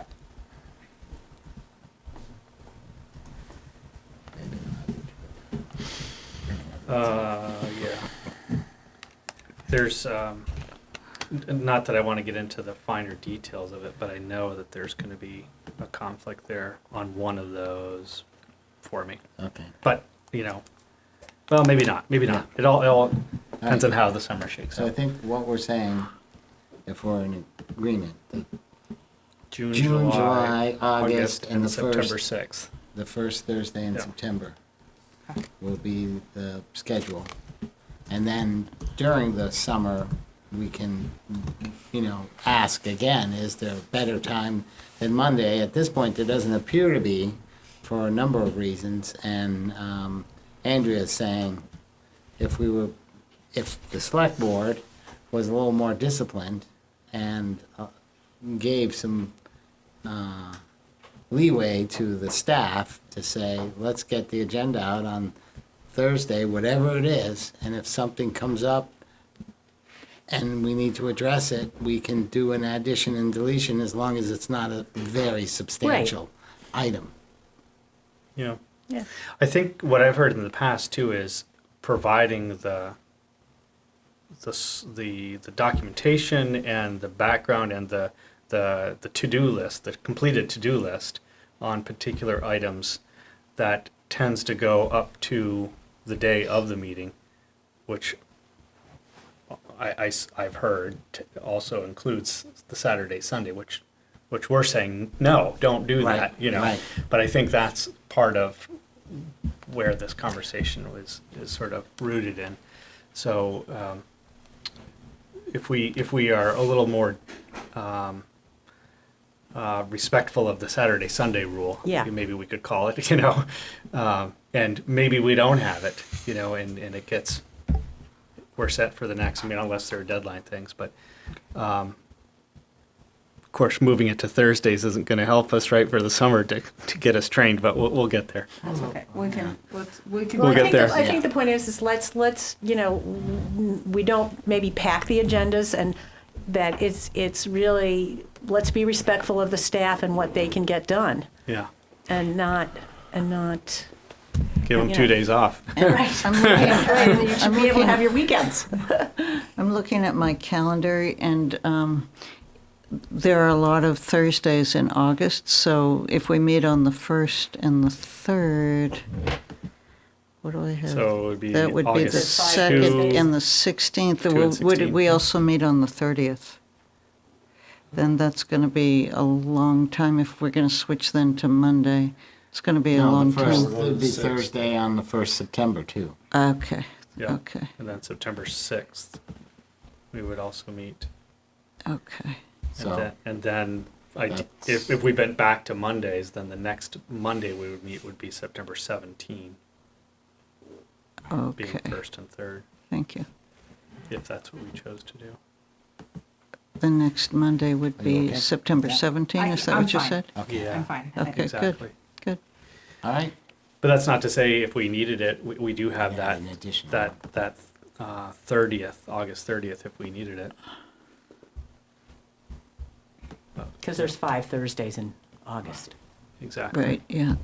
Or we have, Nice long month. yeah, nice But break. August for is the when end we of- take a break, right? Yeah. All right, let's move to the next item, and these is Sorry. updates from the CCRPC. I'm guessing, so we have a document in our packet. Um,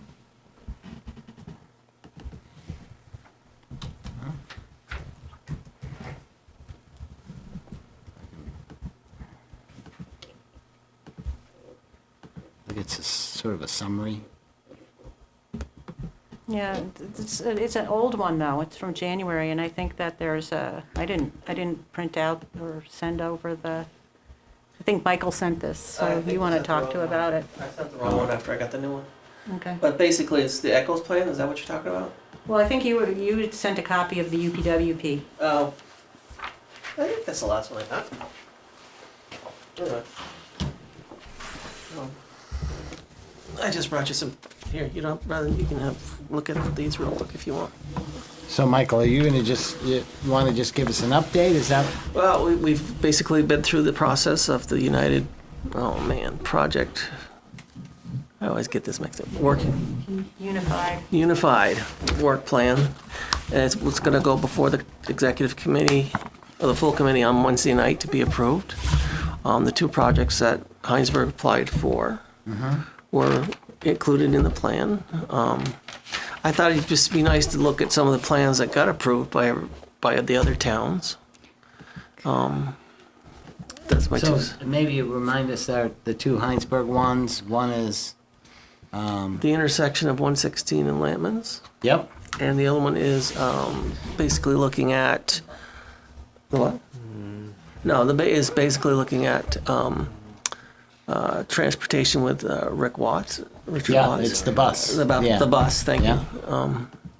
And trying to figure out ways to get more people to ride. Mm-hmm.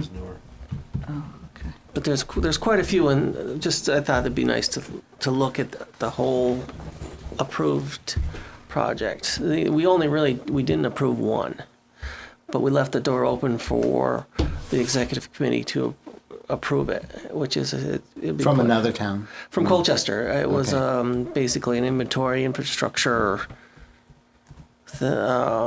proposal to look at basically inventory the quality of their the water and sewer and the wastewater system handling systems, which was a multi-year plan that if we didn't include it in there, it would have really changed the dynamics of the whole. Well, it's hard to Process. make that a tie to transportation. They Yeah. did. And you're gonna get to talk about it, but I can see every town in the county wanting to do the same thing. So Right. that's why we didn't do it. Right. It's really a big policy change for us. Okay. From what I've learned from the board, it was a big policy change from them. I shouldn't say us because this is my first year involved with this. But I thought it might be fun for you guys to just see some of the projects that were approved and the costs and et cetera. And then the other thing, I'm sure Andrea can talk about this more than me, is the Eccles plan, which will it be the second public hearing in May? Yeah. Yeah, I see Alex nodding his head. So that's a big item. I mean, that's a really major thing. So I brought I took the liberty, I hope it's okay, of bringing you the top 10 priorities for, let me actually keep 2. In the plan, similar to the Hinesburg, we have some priorities in our town plan. And this is what they I just took this right out of the plan itself, the top 10, so you can get a feel for where the planning here, Alex, if you wanted to join. Why don't you join? You're in the long range planning. Why don't you come up here and talk to us too? And just, so this. So what's the process for this now? So it's going through Well, it was public? really there was really only 2 areas that really were major revisions to the ECOS plan, which was the energy chapter and the economic development, the SEDS. So those were the 2 chapters of the ECOS plan that got the most attention, and we spent a lot of time on that. Yeah, the Metropolitan Transportation Plan also was Yes. updated, and that's the plan for looking 30 years out at what the improvements will be in the transportation infrastructure around the county. And there was some significant new modeling done on that and new census-related estimates of population and employment. But I agree with Andrea. We both serve on the Long Range Planning Committee that oversees the plan update, and those were the 2 that the ones that Andrea mentioned were the 2 that got the most attention. Were these 10 the same 10, or were there any change with the updates? There was not a list of 10 in the prior plan, Right. so this is a new effort to try to highlight top priority actions. I think that the major thing is this number 2, which is basically maintaining our existing transportation system. We're not building new roads. Right. We're not building new bridges, you know. Yeah. We need to maintain, the only thing that is kind of slated for a major improvement is adding a lane on 89 between Winooski and South Burlington. Okay. And, that's, but that's a project that will be in the planning stages for. Forever, yeah. Yeah, yeah. Because it incorporates the bridge. Well, I Right. don't know if I think it's south of the bridge. It's between the bridge and Okay. the exit. Yeah, I think the because bridge they've has the already- necessary lanes for They've already that. added the lanes on the bridge. Yeah, I actually think 5 is a significant one too, in terms of looking at it from the town of Hinesburg's point of view. Yeah, I don't. Not in the term- county, but as a town. Yeah, I think in terms of money spent, Right. then, yeah. Or available. Certainly from Hinesburg's standpoint, yeah, helping town. We're getting assistance from Regional Planning Commission on the Municipal Roads General Permit. I know that Renee, I don't know, Joy, if you were part of the meeting last week. Yes. Where Chris came, was it Chris? Chris Dubin came, Chris yes. Dubin came and talked with Mike and Renee. I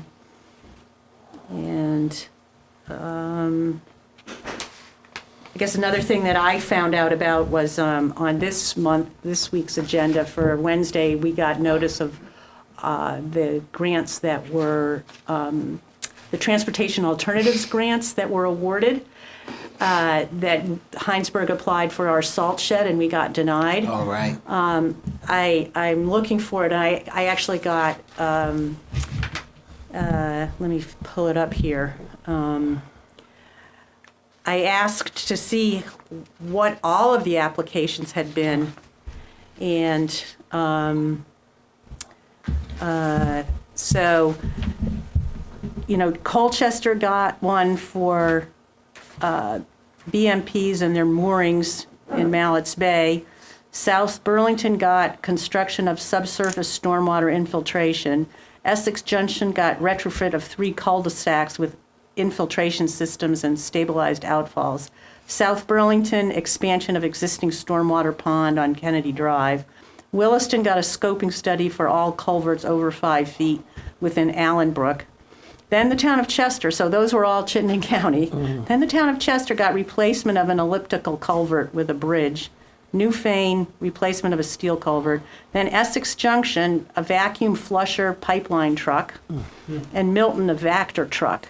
So those were 1, 2, 3, 4, 5, 6, 7 out of the 9 were in Chittenden County, and they were all MS4 towns. So they already had, stormwater. And then Yeah. there's 1, 2, 3, 4, 5, 6, 7, 8, 9, 10, 11, 12, 13, 14, 15 other projects that didn't get funded, one of them being ours. Other people had applied for some salt sheds too. So it's too bad. Shed's just not in favor as a project? No, it Or was, just- they would have funded it. It was certainly eligible. That's what I was thinking. Yeah, it was definitely eligible, but it was just kind of disappointing that no rural projects got done in Hinesburg, in Chittenden County. Yeah. i.e. Hinesburg. And that they funded so many urban projects. And there's just, I think, a lack of appreciation for what all the rural towns are trying to do to prevent Yep. our stormwater Infiltration. impairment and problems. And there's just a lot of money that has to be, I don't deny that it has to be spent to mitigate all of these existing problems. But the more that we can do for prevention, and this, certainly, we're going to go ahead and build the salt shed. But it sure, just overall, it feels like the state is and tends to, and the RPC tends to, there's a lot of voice or clout that's given to the more urban municipalities. So. Any other comments? Well, I Yeah, know can Marilyn I could say talk about something hers. And about Okay. quack. So unfortunately, I have had to miss the last 2 meetings because I had conflicts, and the next meeting coming up first Tuesday in May, I also won't be able to come. I have a work commitment. But they talked about the Winooski Tactical Basin Plan, and Hinesburg is only on the edge of that, so we're not really involved with that. And the way that we are involved with it, and the other big thing that was talked about was roads and how roads contribute to stormwater, and we need to pay attention to that. So we need to work on that, and maybe we are. I got two other things which are kind of related. One, there's something from the EPA, and they said they released Vermont's Clean Water Report Card on April 4th. So they're quite pleased with Vermont, which is nice. We're meeting 90% of the water quality milestones and making significant progress toward the remaining milestones. And part of that is updating the tactical basin plans, which I had told you about the Northern Lake Champlain Tactical Basin Plan, where Hinesburg is marked in red, which is the highest phosphorus input into the lake. So that's not so good, but that's what we have to deal with. And that's the Winooski Tactical Basin Plan is what they were also working on.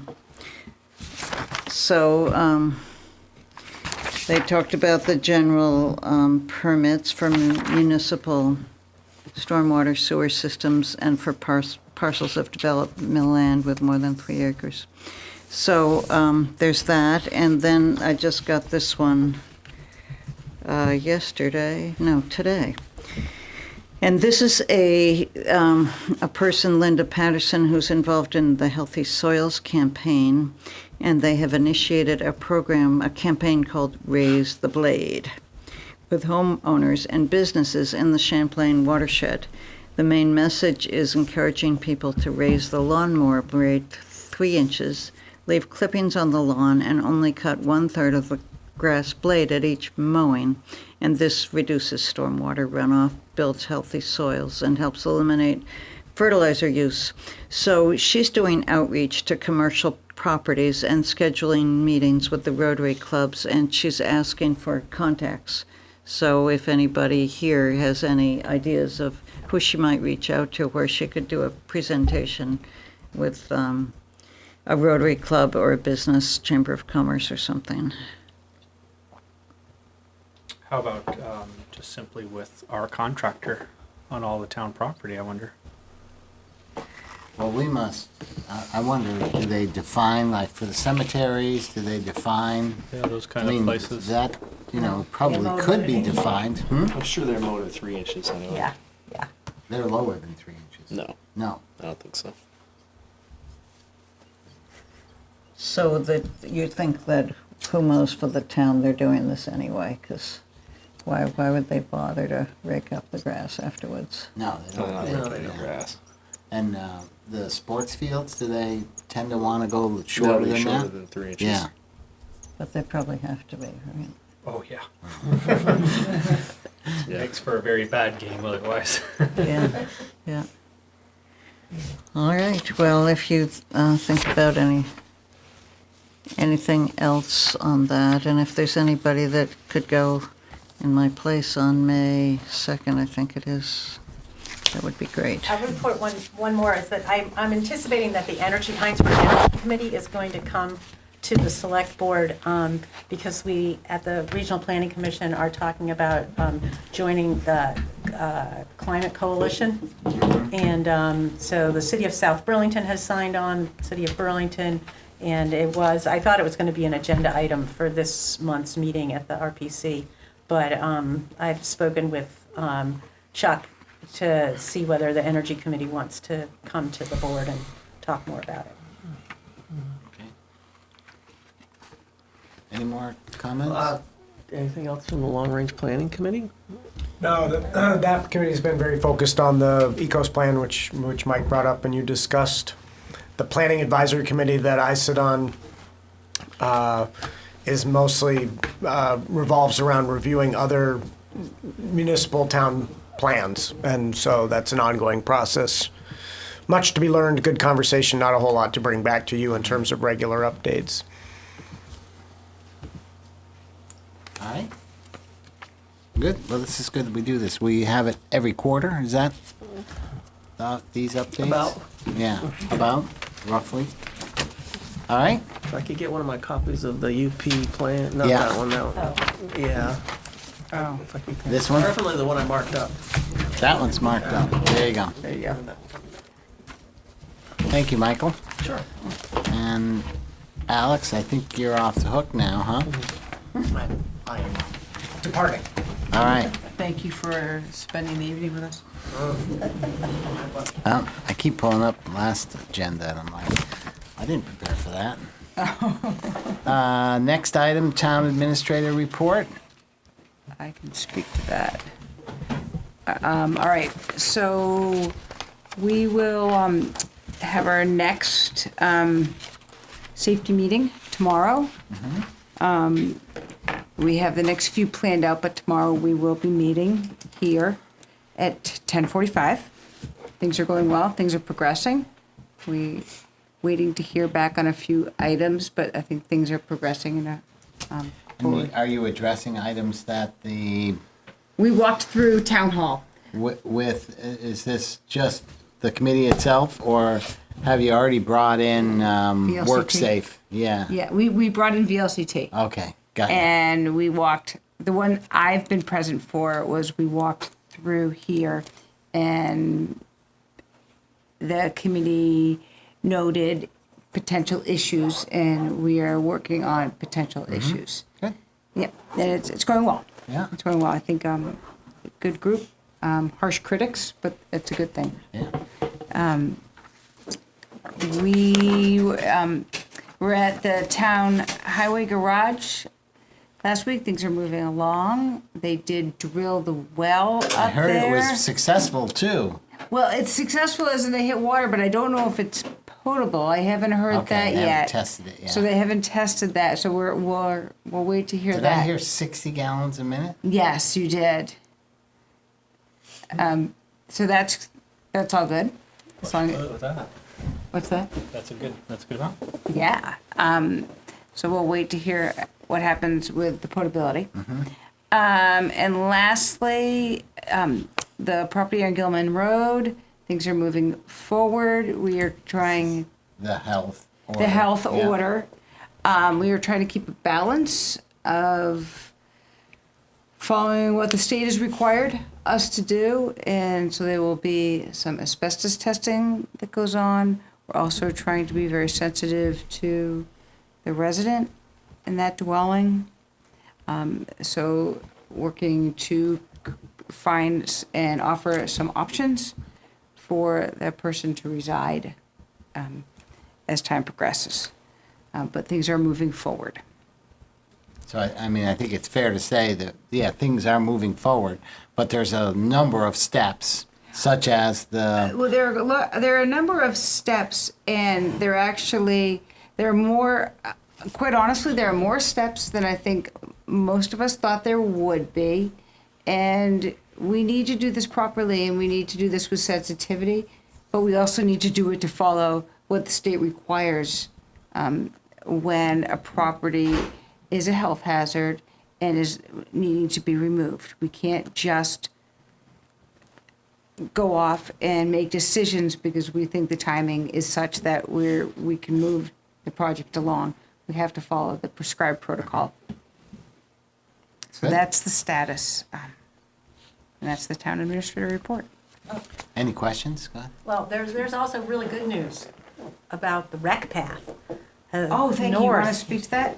Yeah, the Yes, thank you. It's gone out to bid.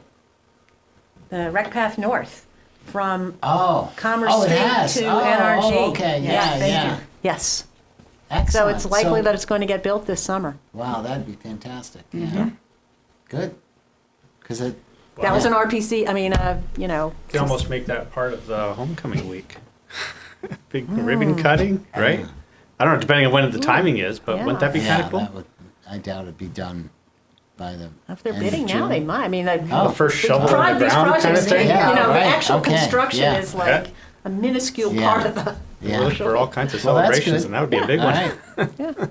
Anything more for the town administrator report? I did notice a inventory and assessment report from the town forest committee has been completed, and they would like to get, I think, on the agenda to have a discussion about it and Can you present repeat it. that, please?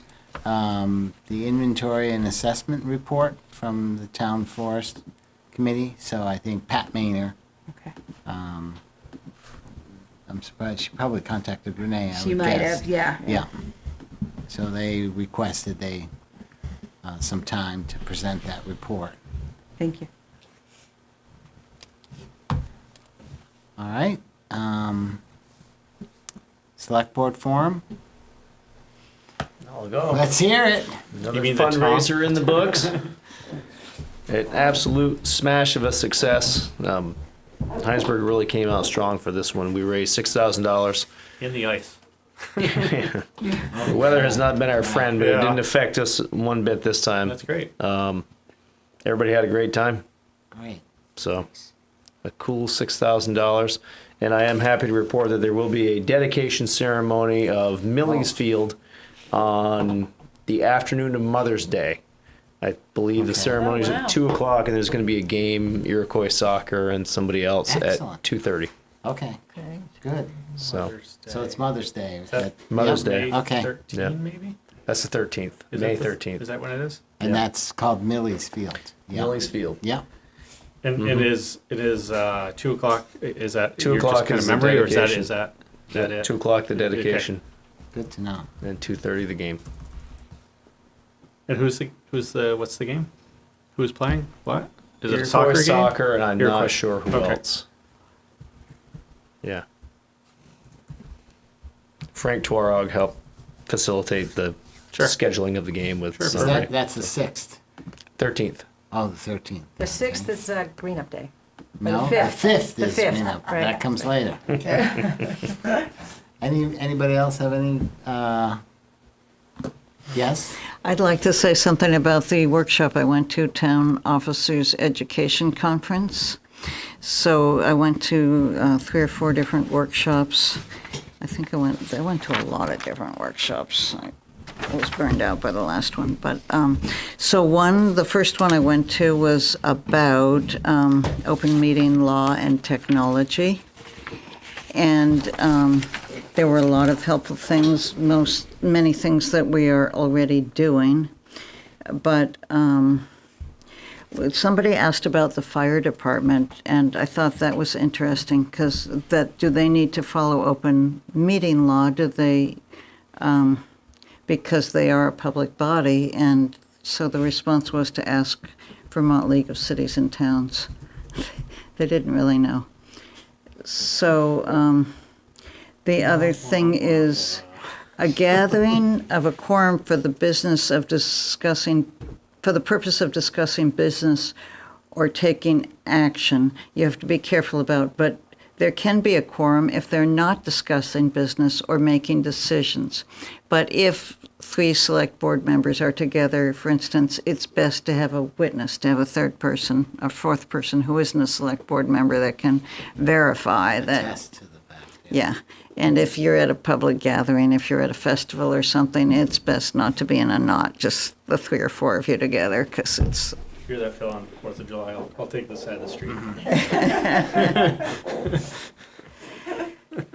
And there can be a meeting electronically, and we followed this one. I was remote, although it didn't work out too well. The remote person must identify themselves at the beginning of the meeting, must be able to be heard and to hear, so that was problematical. Somebody said that they used Zoom very successfully when somebody was remote.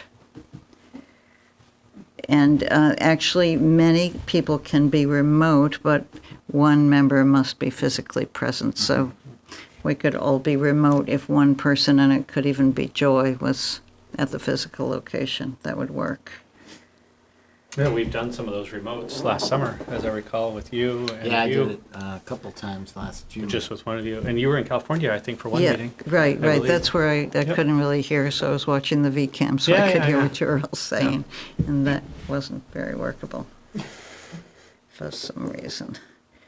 Okay, then another one that I went to was about, the title was "Heard Enough Complaints for a Lifetime: How to Make Public Engagement Vibrant, Constructive, and Positive."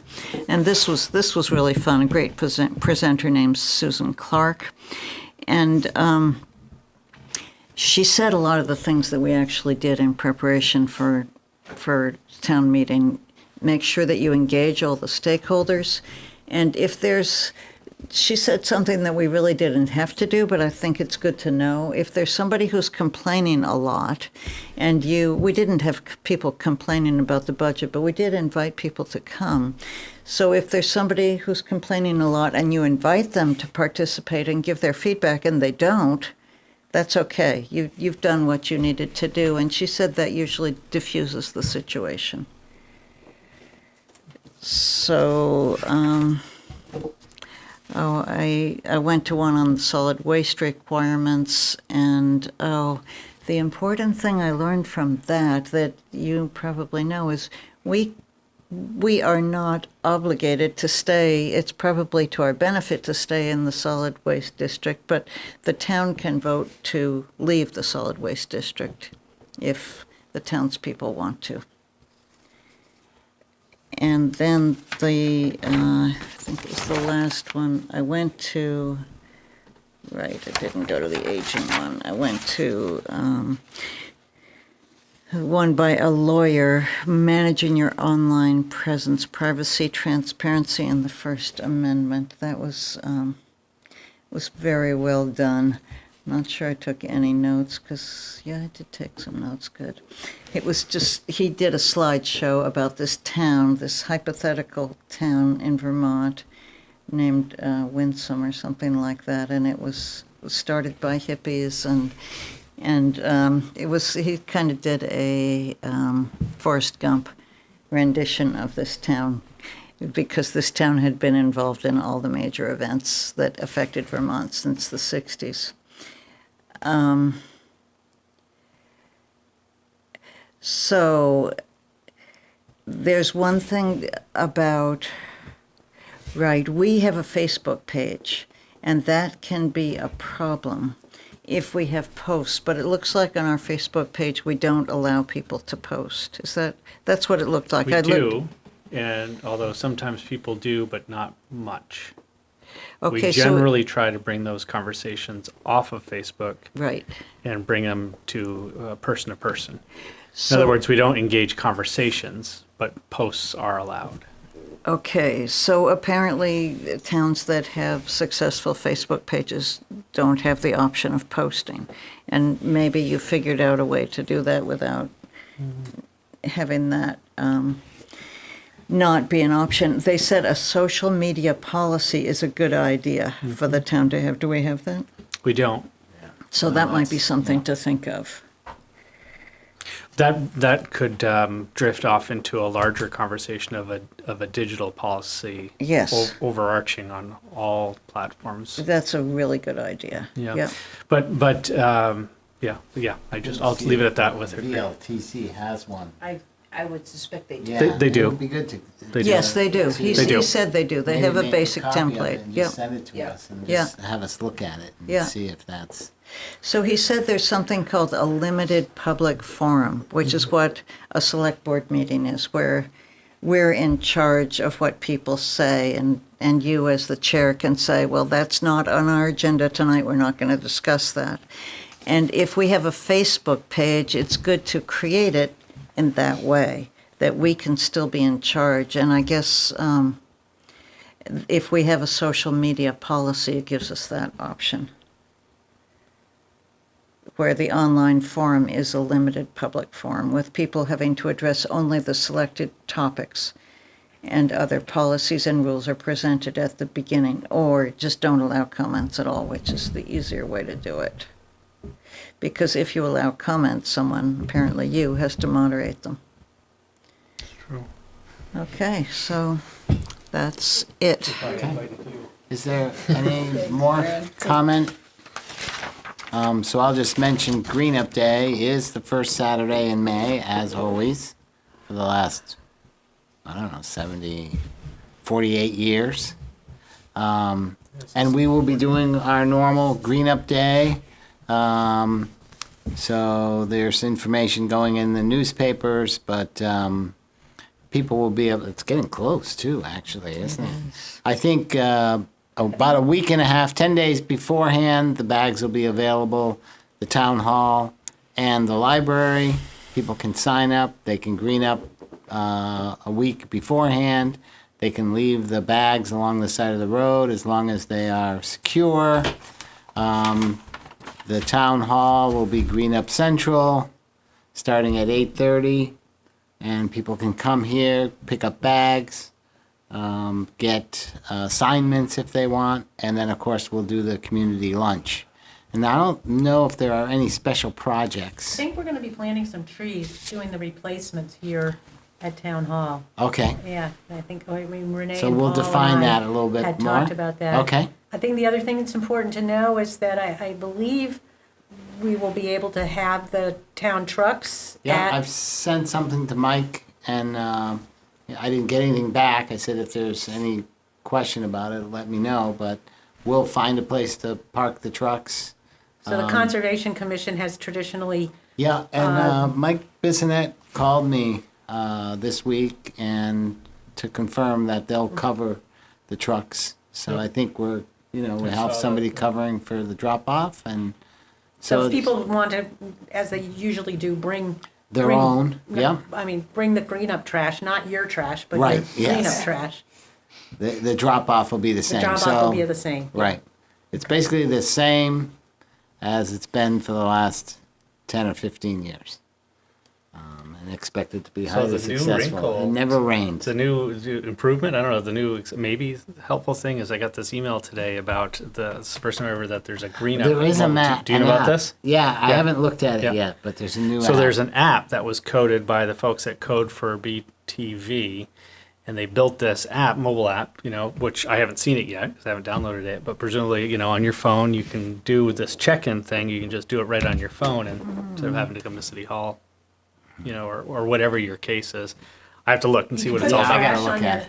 And then delete it from the Yeah. Yeah, virtual trash. there it is. That sounds Yeah. great. I'm going to have to miss Green Up Day because I'm going to be in California then. So if there's anything I can You do, go to do it the week before. I will. There you go. But if there's anything else I can do, let Okay. me know. Great. Anyway, so check that out, Phil. I when you will, can. yeah, I did see an email, I should haven't be- had a chance to look at it. Picking up their bags with their pet, Oh, little that's pet bags, yes. which are decorating the lawns and sidewalks. Oh, really? So, Yeah, I saw there was an please, effort like- to do this on April 1st, and they called it April Stools Day to help clean up the beaches because a lot of it goes Yeah. into the water, right? Yeah, yeah, It was pretty successful. I guess it was the first year they did it. that's great. Yeah, it's kind of funny. You'll remember it too now. Right. So the next item on the agenda are the minutes from April 2nd. I'll start the conversation by giving you a motion to accept them. Second. Yeah. So it was in our packet. I'll say I looked it over and didn't really see any issues. oh, I did, there was one thing on the cemetery deal.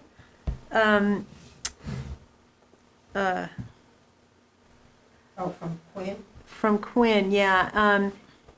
Andrea moved, the select board concurs that this would be an asset to the cemetery commission, and supports the cemetery commission to move ahead, because we theoretically don't say, yes, you can do this, or no, but we support the cemetery commission to move ahead instead of allow. Changing the word allows. Yeah. All right, are there any more comments on it?